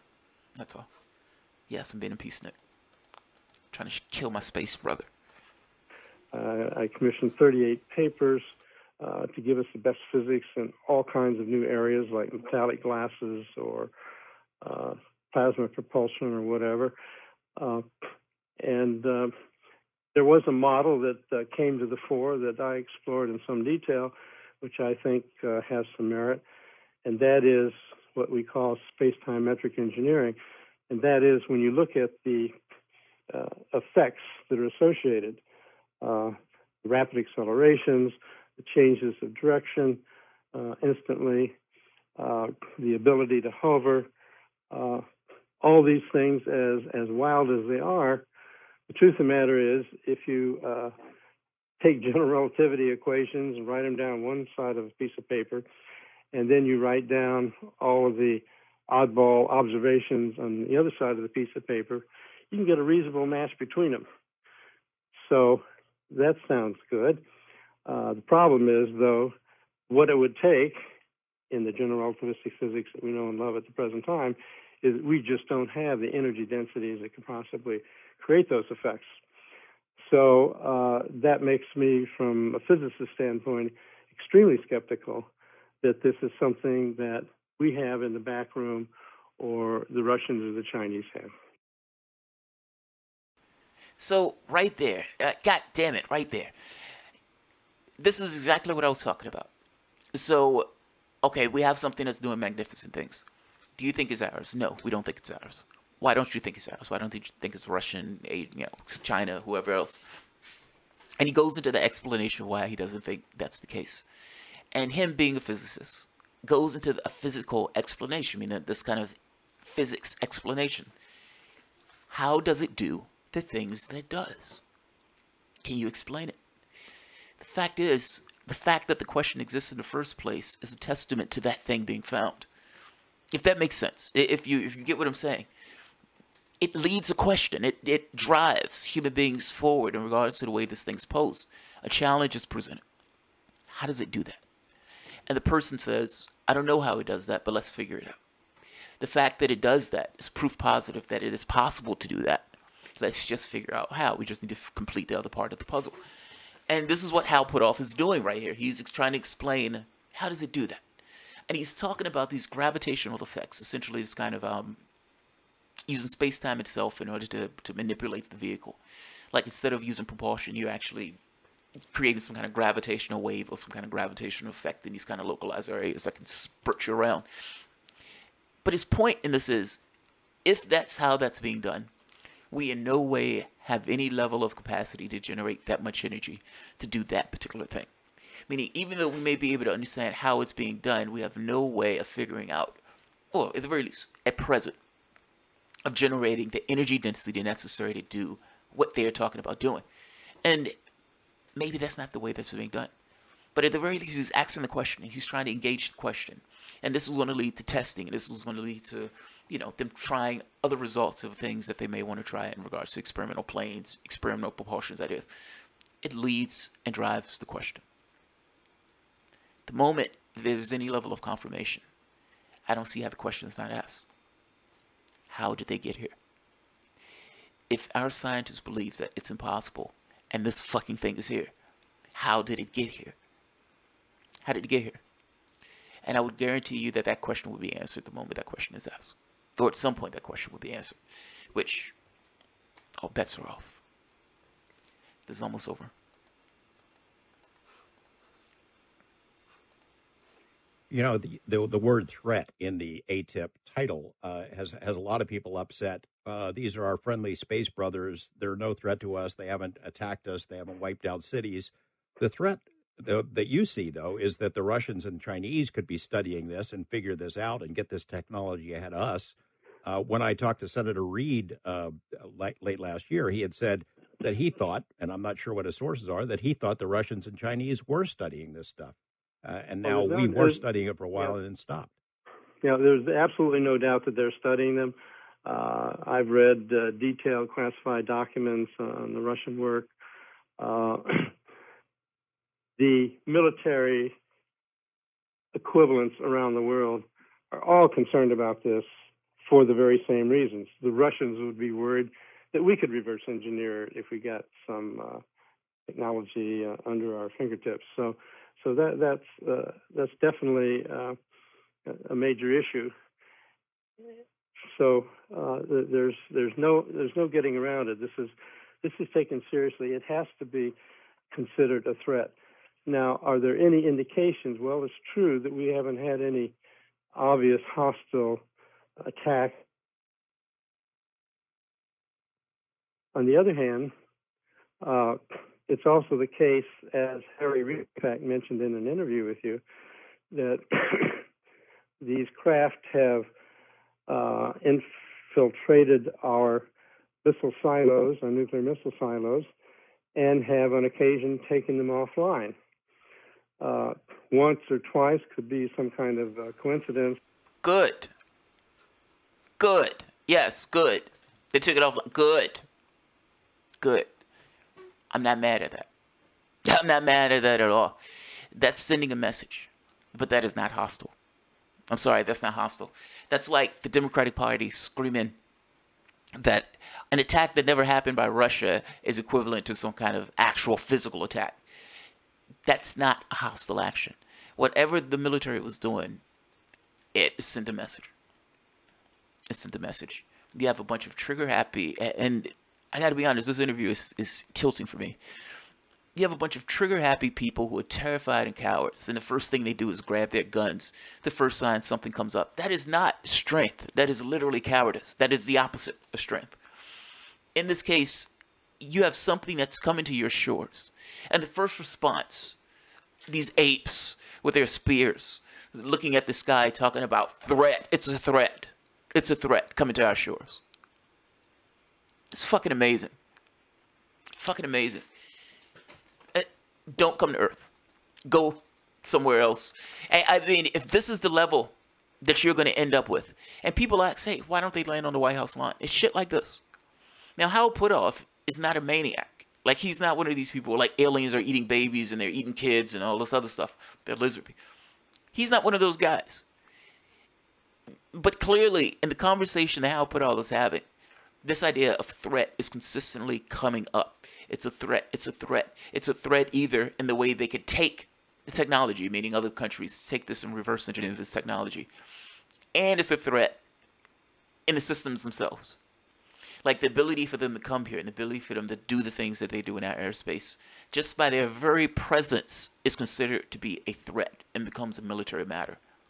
Do you know Truman, President Truman, the little ridiculous man that took over after FDR, after that line passed away, put a shoot-down order when the aircraft, when UFOs buzzed the White House. That shoot-down order apparently didn't last all that long, but the idea that he put the order up is fucking amazing. These apes. I have this picture in my head of a bunch of apes running around with spears. Looking up at the sky, screaming and hooting, beating their chests and flailing their gonads. That's what this feels like to me. This interview is tilted. I am hating this part of the interview. I mean, yeah, maybe I'm somewhat of a hippie on this. But this is the most momentous thing that has ever happened to this planet. In spades. You're talking about something else that doesn't look like us, that doesn't act like us, that doesn't have our mentality and all this stuff. It's different. Fundamentally different. It's coming to our shores. Somebody is knocking on the door. A neighbor comes to your house. And the first thought is we need to shoot him in the face. They're being disruptive. And not just being disruptive. Our neighbors may get some ideas because they're seeing this thing. So, this thing is a problem. This thing is a threat. We need you to go away. It's kind of xenophobic oddity. I mean, look, I understood that to some degree there was going to be some involvement in regards to military and stuff like that. I understood that there are a lot of trigger-happy, cowardly people in this country that see something like that, have no paradigm for which to process it, and get freaked out. I get it. We have religious maniacs, we have kooks, we have fanatics. I get it. People are going to respond to this thing in different ways, and some people are going to respond to it poorly. But there is something fundamentally wrong with us as a species. And this contact brings it up in full glare.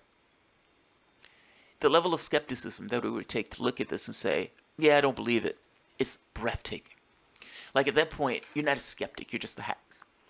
And I say that to say, this video is some level of confirmation of something that's taking place in our airspace that these guys don't believe is us. Now, whether you believe it's us or whether you don't believe it's us, something was in our airspace doing fantastic fucking things. The response of the government itself in seeing this stuff, even though this has been around for 50, 60, 70 years, never harmed us, never posed a threat, never did anything to us. And at the end of the day, if this was some kind of actual hostile threat, we would have no recourse whatsoever to deal with this threat. And why on earth wait 50, 60, 70, 80, 90 years before actually being a threat? Meaning before actually doing something. If you were taking resources, if you wanted to take over a planet, if you wanted to kill a bunch of people, wouldn't you do that when the technology was at its least? Not necessarily when the technology gets better and gets more advanced. The threat thing just doesn't make sense. I'm sorry. I don't understand this thing of these things are potentially a threat. I get it from the standpoint of other nations reverse engineering the technology. But again, that makes me just sad at the state of us. Fucking sad. It's immensely pathetic. A bunch of apes running around with their spears, hooting at the sky. Oh my God, there's a craft. There's a craft. There's a craft. It's a threat. They're dangerous. But there was a whole northern tier where this happened at base after base after base. And it turns out the same thing has happened in Russia as well. And so you have two ways of interpreting it. One is that they're just checking out that they know how to stop it if we get too frisky here, and therefore that'd be a nice, benign interpretation. On the other hand, if there's some thought that eventually there will be some hostile interaction between us, then they might be wanting to check that they can be sure to take out our nuclear missile silos. Really? Really? Is that the interpretation? I mean, honestly, is that the interpretation? You believe they were just testing the ability to take out the nuclear silos. You think that, yes, they were flying around in Russia and in the United States doing this. And they were. I've even shown video where they were talking about this. Where the craft itself was out there, the soldiers could see it, the soldiers are freaking out, they're losing their shit about it, they're terrified. And yeah, the nuclear silos shut down, multiple silos shut down. These things are in different locations, and yet in multiple places they were being shut down. It took them weeks to get that back online. This also happened in Russia. He's right. They have the capacity to do this.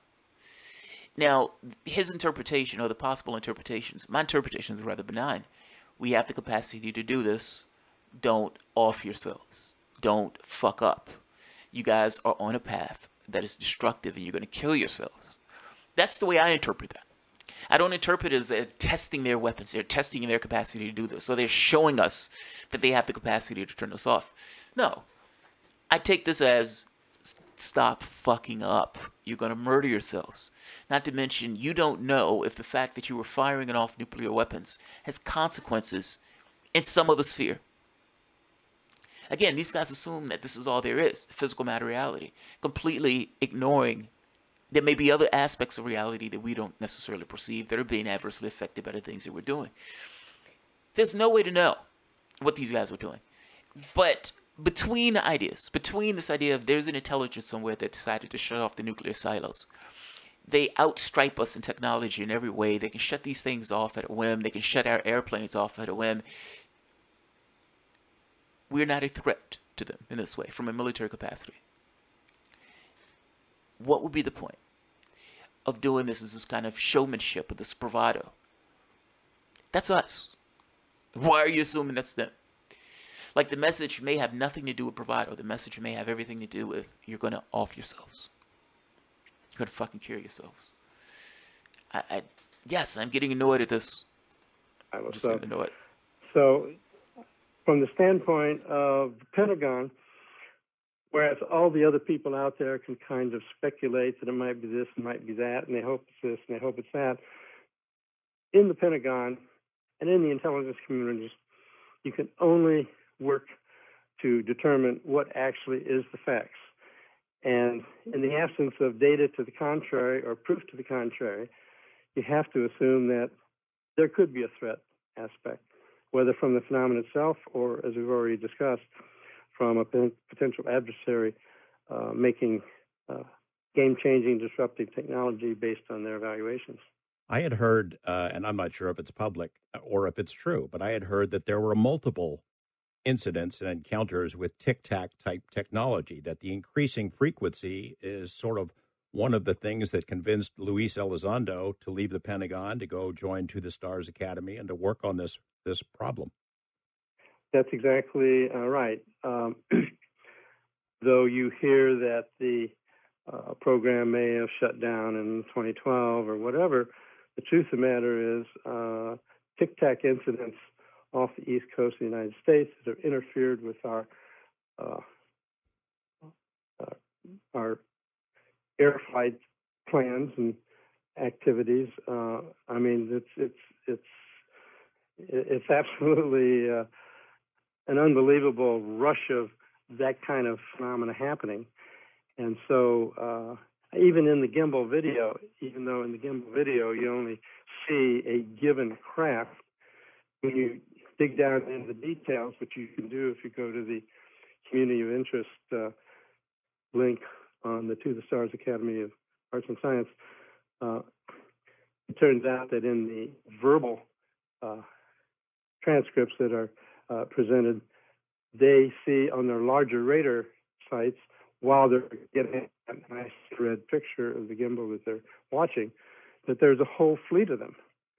I mean, quite a number of them all flying around. So it's not just kind of a one-off phenomena, and it seems to be happening as massively these days as ever. The gimbal video is not the same as the Tic Tac 2004 incident. It shows an object that seems to have a field around it. Do you know what that field is? Don't know. Basically, on the FLIR, what you're seeing is basically a temperature distribution, and so it could simply be that it's heat or it's cold compared to the heat of the object. So we don't have any idea. But basically, what that FLIR device picks up is basically the temperature distribution. So we know it has something to do with the temperature, but beyond that, there's no way to interpret it as some kind of electromagnetic aura or whatever. Tom DeLonge and Luis Elizondo have made public statements about other videos, as many as 24, that have already come out of the Pentagon. Have you seen them, and do you know what the plans are for their eventual release? I've seen one additional one that we're planning on getting out relatively soon. It's certainly an interesting video. You see watching this thing and it's zeroed in just like on these other two videos. And at some point it just takes off like a shot. I mean, it's sort of unreal if you talk to the pilots about it. And there are other videos that I'm told, but I haven't looked at any. So what is the eventual plan? And the study is done. The BASS part of the study is done. People are still collecting. By the way, there's supposed to be several videos, several reports, and even some kind of materials that are supposed to be coming out in like 2018 or 2019. The way they are saying it, disclosure is sometime off. Confirmation or the information that's coming out right now is this way of saying, yes, this phenomenon is real. This is confirmation that the phenomenon is real.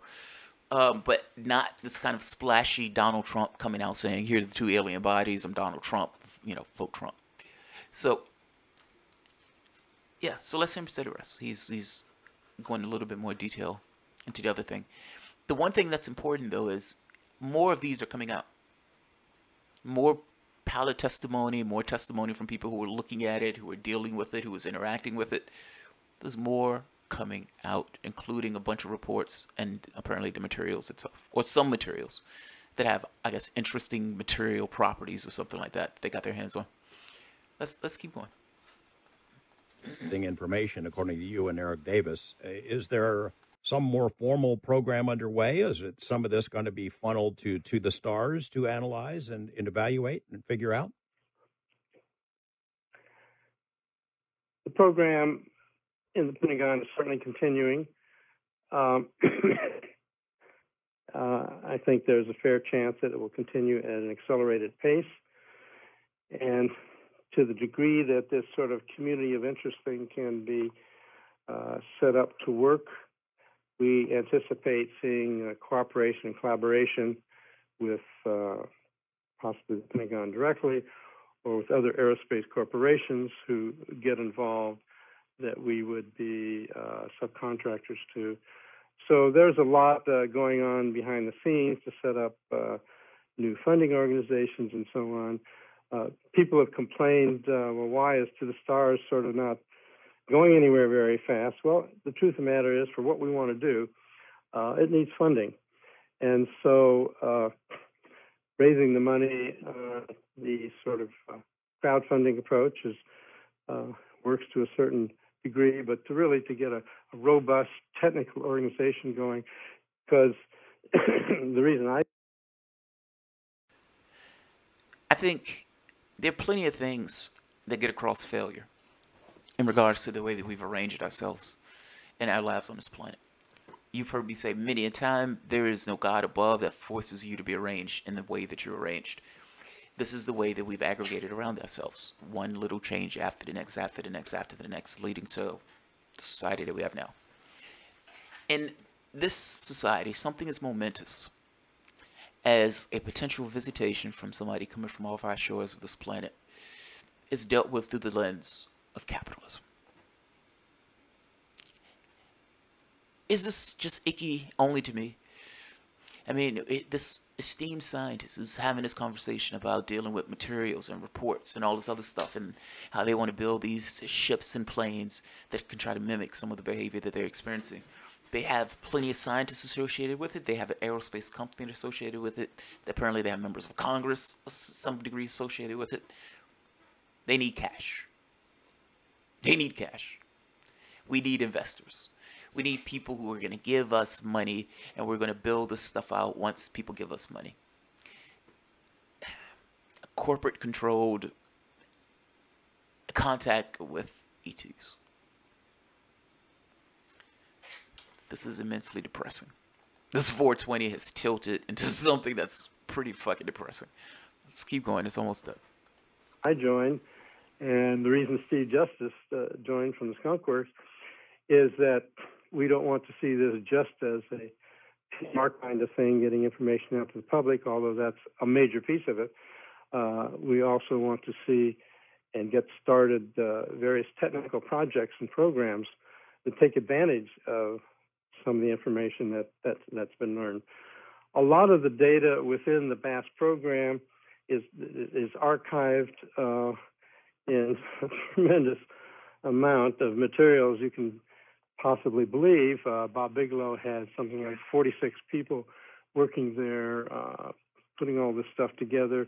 I mean, just to give you one example, we looked at Claris Island, Brazil case, 1977, 1978. Hundreds of UAVs observed by civilians and the Brazilian Air Force investigative team. It's called Operation Plate.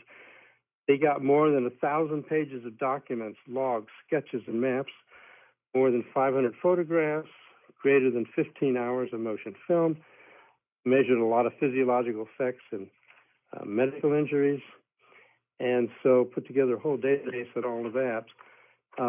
Eventually, a lot of that material, this is part of the hope as To the Stars moves forward, is that we will be able to arrange on a case-by-case basis, study-by-study basis, to possibly release some of this material. At the present time, it's Bigelow proprietary, as it should be, and so there will be negotiation over attempting to put some of that data out. So that's well, a lot of people have filed requests. He said it's proprietary, as it should be. You're talking... Yeah, this is capitalism at work. It gets icky. I'm sorry, it gets disgusting to some degree. You're talking about dealing with something else from our shores, and it's infected with the economic system, meaning the progress on that issue, actually dealing with that issue as if you're dealing with one human being to another, is still coated in this icky goo of some kind of monetary advantage. We need funding. We need investors. What are those investors going to get for the money that they give? Meaning, what influence? Say, for example, you are successful in the things that you want to create. Where are those things going to go? To what benefit? You're just telling me this guy has proprietary information about all of these case studies that are taking place. Should that be proprietary? Should that only be his? We're talking about something that is interacting with this particular planet, something that affects each and every one of us. Why is he hoarding information in this way? Why is he hoarding information? Yeah, I don't think it should be proprietary. This is something that affects all of us. And this is mine. And you're going to have to negotiate with me, some capitalistic way in order to get this information out. I'm sorry, it's gross. It's fucking gross. It's like, you can't just hug the space brother. A, you have to talk about shooting him. B, you have to talk about exploiting the technology.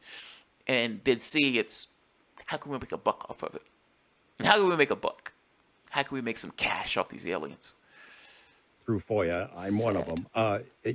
You mentioned the scenario where maybe the Russians or Chinese learned something based on a crash. One of the most intriguing sentences in the New York Times report mentioned an exotic material of unknown origin that was at Bigelow Aerospace for a while. Is that from a crash? Do you think crashes have happened? Or can you say? Detailed proof that crashes have happened would be still a highly classified piece of data. Well, that's an answer of sorts. Yeah, there has been one leaked document. How it got leaked, I'll never know, which is out there, that talks about some crashes that we were able to verify what was a real document. So my opinion is that there are probably at least materials. Now, it wouldn't necessarily have to be crash of an entire craft, but it could be, a piece blown off in whatever by a lightning strike or a missile or whatever. So I'm not surprised to find out that there's discussion of material being available. We've had an opportunity to look at some unusual material, and so I think that's a big area that will become more significant as time goes on. You're killing me, Hal. You had a chance to look at some material? I did, and the interesting thing about it was that couldn't figure out a very complex material. When you talk to people that are doing this kind of research, you find out, it isn't that, all the elements in the periodic table we know about. So you're not finding some new element that you didn't realize was in the periodic table. No, it's more like putting together layered layers of various kinds of material that you wouldn't expect to be able to be layered, and that the result at the end of the day is that it has certain unusual characteristics that you wouldn't have predicted in advance. So that's the kind of thing that to a physicist is the most interesting. The first time I met you, we were on a flight to go meet Philip Corso. It was before his book came out, before the world heard from him, and he was talking about something he had learned at the Pentagon about how alien technology was engineered, atoms at a time. I don't know if it's this material you're talking about fits with that, but it's amazing that it's come full circle, sort of. Yeah, that's the kind of thing. So it'll probably be some time before we really learn a lot about materials, or even if we figure them out, how to make them, they can be. Now, again, what's the hurdle of evidence and hurdle of proof? Like, what's the bar? Where does the skepticism just become somewhat of a ridiculous thing that the person is told you're going to, as opposed to actually giving information from people who are on the ground and dealing with the topic, scientists, people with credentials behind their name, not some random guy screaming on an internet channel with a hat on, but actual people who are in the field doing the investigation, doing the work. And it's saying, yes, we have people who saw it. Yes, we have the radar data with it. Yes, we have files of the Brazilian authorities, pages, hundreds of pages of documents and photos and everything else. Where's the skeptic? At which point does the skeptic just become somewhat of a religious thing? And now he's talking about materials. Yes, I've reviewed some materials that have some strange properties. We don't necessarily know how these things were put together. It will be a while before we see materials, and it will be a while before we see how these things are figured out. And even when we expose this information, figuring out how to produce this is not necessarily something that we know how to do yet. Where's the bar of skepticism? And what's a fair bar of skepticism to get over? Let's keep going. Very, I mean, let's face it. Even 10 years ago, no one would have thought of making graphene or whatever. I mean, so our own science is coming up to speed pretty rapidly, and so that means that if there are materials available, then as time goes on, with our increased acuity in examining materials and evaluating them, we'll probably learn more as time goes on if more materials become available. Dr. Hal Puthoff, can't thank you enough for being with us. I hope you'll come back. There's so much more to talk about. And basically, if we've learned one thing, it's that this deserves to be studied. And if we don't study it and figure it out, someone else will, right? That's certainly the case. It's laughable to believe that Russia is not studying this stuff. It's laughable to believe China is not studying this stuff. All of those governments are going to be studying stuff like this. Whether we're in this kind of cockfight, this international cockfight of how can I get this technology so I can get more of a military advantage and all this other stuff. China is shooting down satellites. The United States is, pushing its chest around, essentially a failing superpower. Falling apart on the inside while at the same token walking around with a gun. Scaring the rest of the planet. Of course, other countries are going to be involved in technology, particularly for something like this. And yes, just because those countries don't say anything about it, doesn't necessarily mean they're not doing anything about it. The United States was studying this all the way back since the 1940s. And it would continuously say, well, we don't have anything here. They had a lot of stuff. And as you're finding out, there was a ton of information. Those things would go into a file somewhere. Someone would have that particular document. The U.S. will pretend as if the document didn't exist. And all of a sudden, the stuff is now coming out. My point here in a lot of this stuff is, this was planned to come out in the way that this came out. It was foretold that this would come out in the way that this has come out. And I love the fact that this is out and these are the conversations that people are having. It scares me a little, if I'm being honest. Human beings are not rational creatures. And there's something coming to our shores. And we're so ensconced in this idea of this kind of capitalistic thing that we're dragging something else into our mass delusion. Profit's not real. And yet that's going to be the measure in the way that we interact with some other species, with unreality as being the intermediary between those things.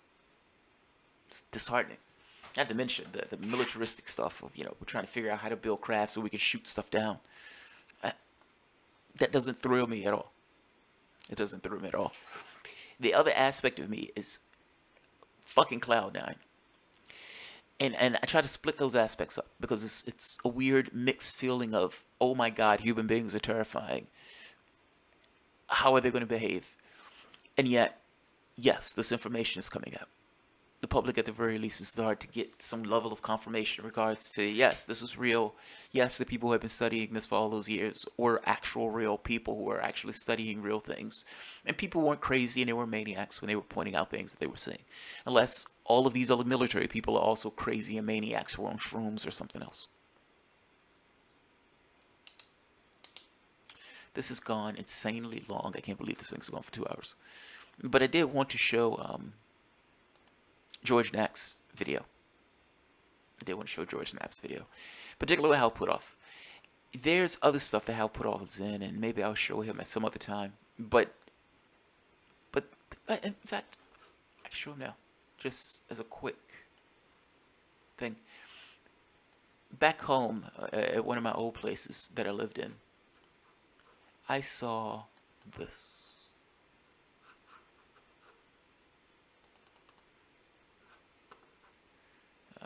Let's see. Come on, come on, come on, come on.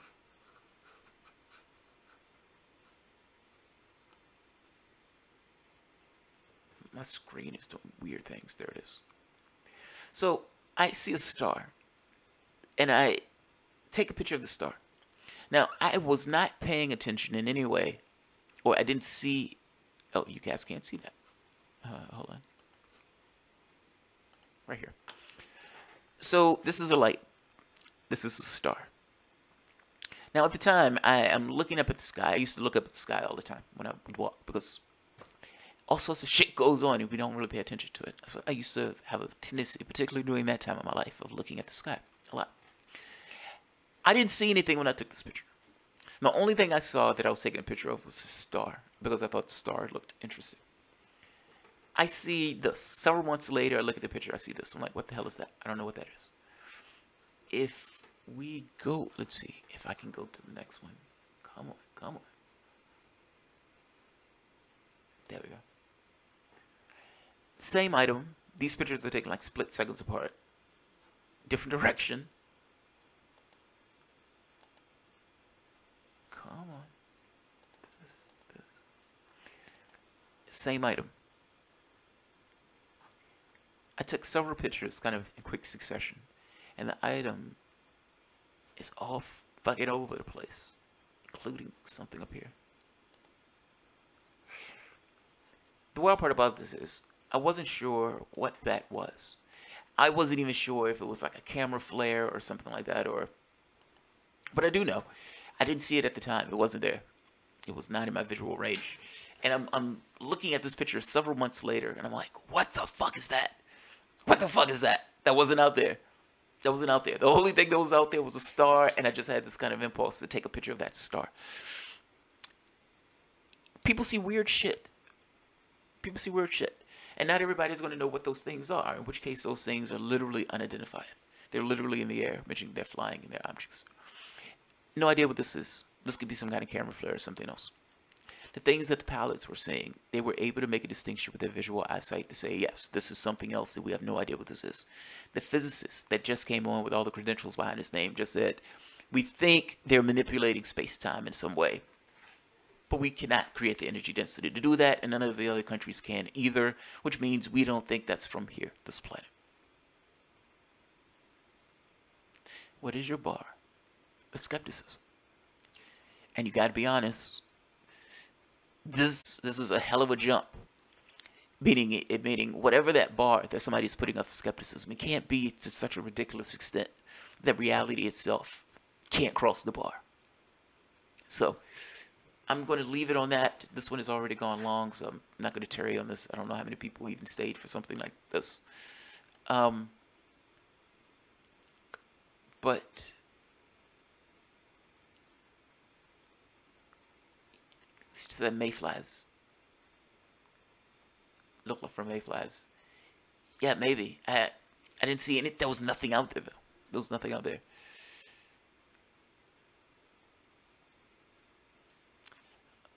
It was cute in a firmament dome. I don't know what a firmament dome is. It was a UFO, but not a spaceship. Right. Unidentified flying object. Right. This is something that's flying. I have no idea what this thing is. It's completely unidentified. Yeah, I don't know what it is. It was weird. Q&A. Eyewitness testimony is not very credible. He's in the fucking military. Are you shitting me? He's in a jet. He's in an airplane. He's been in an airplane for 16 years. Do you believe that the military is training this guy? Do you see even how the guy was sitting there? The guy is a fucking robot. He's been in the military for 16 years. That's what he does. That's not a weather balloon. Are you telling me that the eyewitness testimony of the two pilots who's looking at this particular thing that they've never seen in their life and they're blown away by that particular thing, meaning that thing is ensconced in their head, You're telling me that their testimony is not credible. Then there's no burden of proof. There's nothing that would ever convince you at that point. You could be abducted yourself. They can do anal probes on you, and you would get out and say, I don't believe in UFOs. I've just been some kind of dose with LSD or something. Like, if the bar is that high, the psychologist who gets off the airplane says, I didn't look at the spaceship because I don't believe in UFOs. It's like, come on, it can't be ridiculous. It cannot be ridiculous. Maybe it's happening soon and they're unable to disclose on their own terms. Yeah, maybe. You made one of those things of like slowly leaking the information out, but speeding up the leak of the information because something needs to get out. I don't know. I had the feeling that Podesta really wanted to release the files. I had the feeling that Hillary Clinton was actually going to open up those files in the books. It seems like this was something that they were planning, and it's very possible they were planning it with Hillary Clinton being in office, almost like giving her a push, this kind of impetus to disclose once they themselves start releasing information. I suspect Donald Trump getting elected put a cramp in their plans. That's my suspicion. I don't know if it to be true, but if they've been thinking about this for a year and they probably assumed Hillary Clinton was going to get it, they've been working with John Podesta. Hillary Clinton herself on multiple occasions wanted to be asked a question about UFOs, and she has said, I am going to open the books. Yeah, losing put a cramp in her plans. Put a cramp in their plans. But it seems like they want to get the information out. And at the very least, whether the U.S. government comes out or not and saying, yes, this is disclosure, whether or not they do that is not really, it's not necessary for reality to be what it is, if that makes sense. It's like the United States saying that Area 51 doesn't exist. Well, of course, that's somewhat ridiculous. That goes contrary to reality when people actually know that the place exists. The government itself does not define what reality is. Meaning, the government coming out saying there's disclosure does not define actual reality. It's some kind of official legal thing in a way that they're saying it. But confirmation is something different. Confirmation in this, yes, from an ironclad way by any bar of reasonable doubt, there is something coming to our shores. That's confirmation. Confirmation is more important than disclosure. Disclosure will come from the confirmation itself. But I don't know, man. I don't know. At the very least, these guys are releasing this information, and there's supposed to be more information to come. So that's gonna be fucking amazing. The journey to the stars thing, I'm curious about. They're a public traded company, meaning people can invest in the company itself. The aerospace part is the part that I'm fascinated by, and the science part. I mean, they're literally trying to build craft that can replicate what those things are doing and the technology itself, and hiring the scientists and the staff and everybody else to have those labs that's in the open, public view, doing that stuff. The question is, can they pull it off? I mean, honest, that's the operative question. Can they pull it off? But who the fuck knows? Who the fuck knows? I gotta be honest. I don't want that technology in the hands of human beings. We're horrible people. We're apes with spears. With the spears, you can only do but so much damage to yourself. I don't want this capitalism thing getting off the planet. Like, it's a disease that needs to be destroyed before human beings ever get to the point of trying to interact with any other species.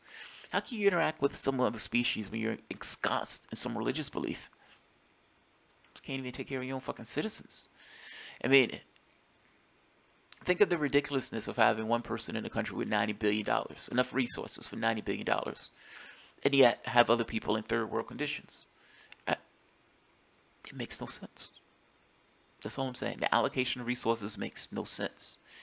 You're interacting with something else, and you're using capitalism, which is an unreal medium. This shit isn't real. It's money that's created out of thin air, and then given in massive amounts to some, while other people don't necessarily have this kind of contrived lack of access to the things that people need. There's something slimy about interacting with something like that from a business standpoint. That's all. That's all. Do I really want to go into space taking the capitalistic flag with it of conquest and rapacious behavior and immoral behavior and unethical behavior and all these things that are associated with this maximizer of your profits? It's awkward. It's weird. I don't want to take illusion and religion into any kind of negotiation or any interaction like this. Yeah, I like the fact that they're getting the stuff out. So don't misunderstand me. I guess I just have mixed feelings. I don't trust us. Because I don't trust us, I get iffy with the way the information gets released. That being said, I've always wanted this information to come out, and I've always wanted it to be a topic to be up for discussion. And so, it's a topic up for discussion. The information is coming out. This is some level of confirmation in the way that this is playing out. What do other people do? And that's what it's going to boil down to. How does the rest of the world react? How do the United States react? Up to this point, the reactions seem to have been muted. It's like, they're aliens coming to our shores. Oh, okay. Well, yeah, I'm going to get a hamburger. You want anything from McDonald's? It's like just an ordinary day. Just an ordinary day.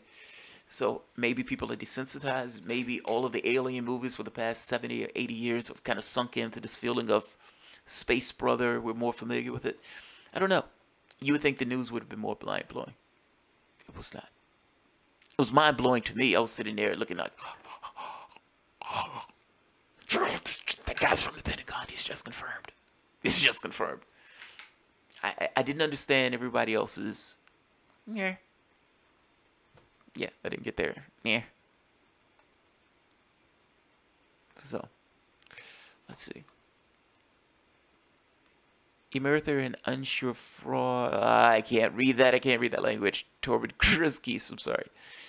Welcome, aliens. Got a minute? Talk about Jesus, right? So you honestly believe Hillary Clinton, for all people, would have opened the books and exposed top secret to the public, the truth? No. That's not what I said. I said I believe Hillary Clinton would open the books. And I do believe that. She had the people around her. When you look at the Podesta leaks, those things were in the leaks themselves. I think she was a true believer about it in that sense. Now, the question becomes, what's true? And that's the point. What's true? Meaning, how is the information released? Is the information released in a way that advantages somebody?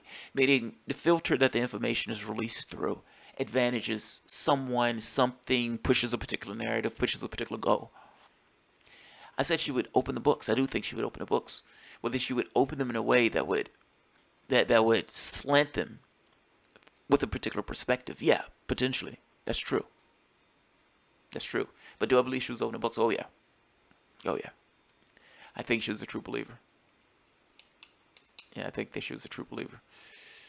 5 minutes after they show up, they ask, why are you burning oil? Right. It's like, you're fucking your planet up. You understand that, right? It's like, yes, we understand that. Yeah, man. But that being said, whether Hillary Clinton was going to open the books or not, it's kind of besides the point now. She failed. She lost. She lost. She's a non-factor. But yeah, dude, I actually do believe she was going to open the books. I don't think anyone... You need to read the Podesta leaks on that. I'll say you need to read the leaks. Well, they get to the point where they're asking people. They're trying to get people to ask her the question about UFOs. She wants to be asked this question. She wants to engage the audience in that very specific question. There's no point in doing that if that's not something you're interested in talking about. She was interested in talking about. She was found with a UFO book. Podesta was a person who was on her side. Podesta had been working to get UFO files released even in her husband's presidency, in the Obama presidency, going so far as to say the biggest upset in my career was not getting those UFO files released. Yeah, they were true believers. They were true believers.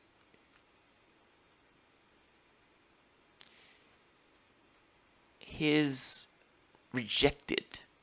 We dumb aliens are like nukes and whip out their Death Star. If you have the capacity to get here, you win. Like, whatever the technology is that's creating the level of energy that they're using to either manipulate space or gravity, it's no contest. Like, if you're using that technology and you're telling me that these guys have the capacity to travel across intergalactic space, however they do it, I don't know if it's a portal, I don't know if they just zip from one end to the other in the ship, I don't know if it's something that I myself haven't conceived of in a way that they move things, I don't know if it's like a warp drive where you expand space behind you in one end, and you end up in the other place at hyper, at speeds. If people were seeing it, they would just look like, space is contracting in a particular thing. Who the fuck knows? Who the fuck knows? But if they have the capacity to get here, yes, they have the capacity to weaponize that technology. If you can weaponize that technology, you're shooting BB guns at something that has the capacity to use gravity itself as a weapon. I don't get the fear of response, man. Perhaps they just pray and show up. They just pray to Jesus. These aliens. I was telling the story once before. There was and I shouldn't have laughed at the guy, but it was fucking hilarious. The guy said he said he was studying the alien thing. Like, he was really enamored with the alien idea. And he picked up a book. And he was reading this book on aliens and how to make contact with aliens. I don't know if it's like CSETI or one of the techniques that are in Rama in Peru. But he's doing the techniques. He's doing the meditations. And he goes to bed. And he says something is in his room. And he said he feels himself being lifted off the bed, like literally being picked up off the bed and moved towards the wall. And he said he freaks out. He's terrified. He said he's screaming and losing his shit and crying and freaking out. And he falls back to the bed, freaked out. Now, from that day on, he said that these things were demons. These things were coming to get him. And he has always sleep with the lights on. He became a pastor. And he ensconced himself in Jesus for protection. That video always trips me up. Just the level to which the guy ran. It's the funniest fucking thing in the world. Now, that being said, if you're lying in bed and you can't move and there's something in your room, that's a freaky fucking phenomenon. It's terrifying. It is a terrifying experience. So, I think it's funny because the guy became a preacher and all of a sudden all these things were demons and everything else. A little bit of sympathy, assuming that the guy's not lying and taking the guy at his word for the moment. A lot of the stuff, I don't think is physical. I think a lot of the stuff is out-of-body stuff. Meaning when people feeling themselves being lifted, the energy, the sensation that they're feeling is almost equivalent to what people describe when they're talking about an out-of-body experience. When you have a conscious OBE and you're aware of the sensation itself, it feels like you're set on fucking blaze. It's like your body is charged up. Your heart is beating out of your chest. And you feel this rush of energy as there's a certain level of separation. Where you're not looking with your physical eyes anymore. You're looking in a different way. It's hard to explain to those who've experienced it. It's a weird, freaky phenomena. And if these people are experiencing something like that, meaning the first time you ever have somewhat of a conscious OBE, or you're somewhat aware and you're having this out-of-body thing, you're this kind of astral travel thing, I would imagine it would freak you the fuck out. Freak you the fuck out. Many of the states that a lot of people get in, and they say they're interacting with beings and everything else, they may be interacting with something. And that something may be somewhat non-physical in the way that it's interacting with us, if that makes sense. I mean, it gets weird, fair enough. But I'm just talking about the experiences that people say they have. What is that Harvard professor? Is it Mack? He has an amazing book on this stuff where he was doing studies with these people who are experiencers. So, some people have different experiences, man. Some people get terrified and over the course of the experience themselves, mellow out and find some value in the experience. Other people get terrified and like, oh my God, they're taking me, they're doing bad things to me, horrible things are happening to me. It's an unnerving experience. Saying this from my own experience. It is an unnerving experience to be lying in bed, frozen, not being able to move. And this is not an OB frozen. This is not like your body locks up when you're going into that kind of the state where your body freezes. That's different. I'm okay with that one. I'm accustomed to that one. I'm talking about you're moving and then all of a sudden your body can't move. You're frozen. And you hear something coming downstairs or you hear something in your room. That is a freaky fucking thing. It's terrifying. So I understand people's terror when they're talking about the experience. Fair enough. But oftentimes what you'll find is those experiences mellow out with the person getting more context about the experience. The evil alien thing just doesn't fly. It just doesn't fly. How would a zombie really be a threat past a few crazy weird incidents? How would a zombie be a threat? Can they create other zombies? I mean, if they can bite you and they create another zombie, well, that's somewhat of a problem. It's like a disease. It would be hella scary if SETI all of a sudden sees a signal, they decode it, and an unknown alien species is sending a message. We're on our way. Oh! Do you think they would even tell something like that? Do you think they would say something like that? Or, the cookbook served man, and they found out it's a cookbook. It's a cookbook. I love it. Children of Men is awesome too. That is a good movie. Any species that can build a fetch to explore space can build machines to self-replicate and artificial intelligence to administer it and report back. Okay, so that's another theory that people have, a hypothesis. That the beings themselves are not necessarily on the ships. That what you're seeing is some kind of automated thing. That maybe they are bending space, maybe they aren't building space. Maybe the G-forces they can experience because they were engineered to experience those G-forces. That those things aren't necessarily human. Or they're not, of course they're not human. But they're not necessarily purely a physical thing. If that makes sense. I'm saying this poorly. A biological thing. It's not purely biological. Or an alien match. A submit. Oh, that would be worse. That would be worse. And I think what's worse than that is, how would you know if they sent that message or not? Somebody comes out tomorrow and says, the alien message said, submit now, we're on our way. Somebody relayed that message to you. How do you know that that's what was said? But what do you think the reaction would be to the public? And what do you think the reaction would be to politicians and politics and other countries around the world? But the information that you just received came from some other source that you yourself cannot validate. The most terrifying part about this is the ability to understand what's actually true. That's the worst part. The information that you're getting is third party, the information is coming from somewhere else. In this case, the pilot himself is explaining what took place. But information that is coming from political sources. Do you trust your political source? Do you trust your politicians as being good, decent, ethical people? Or do you trust the politicians to essentially do what money interest wants?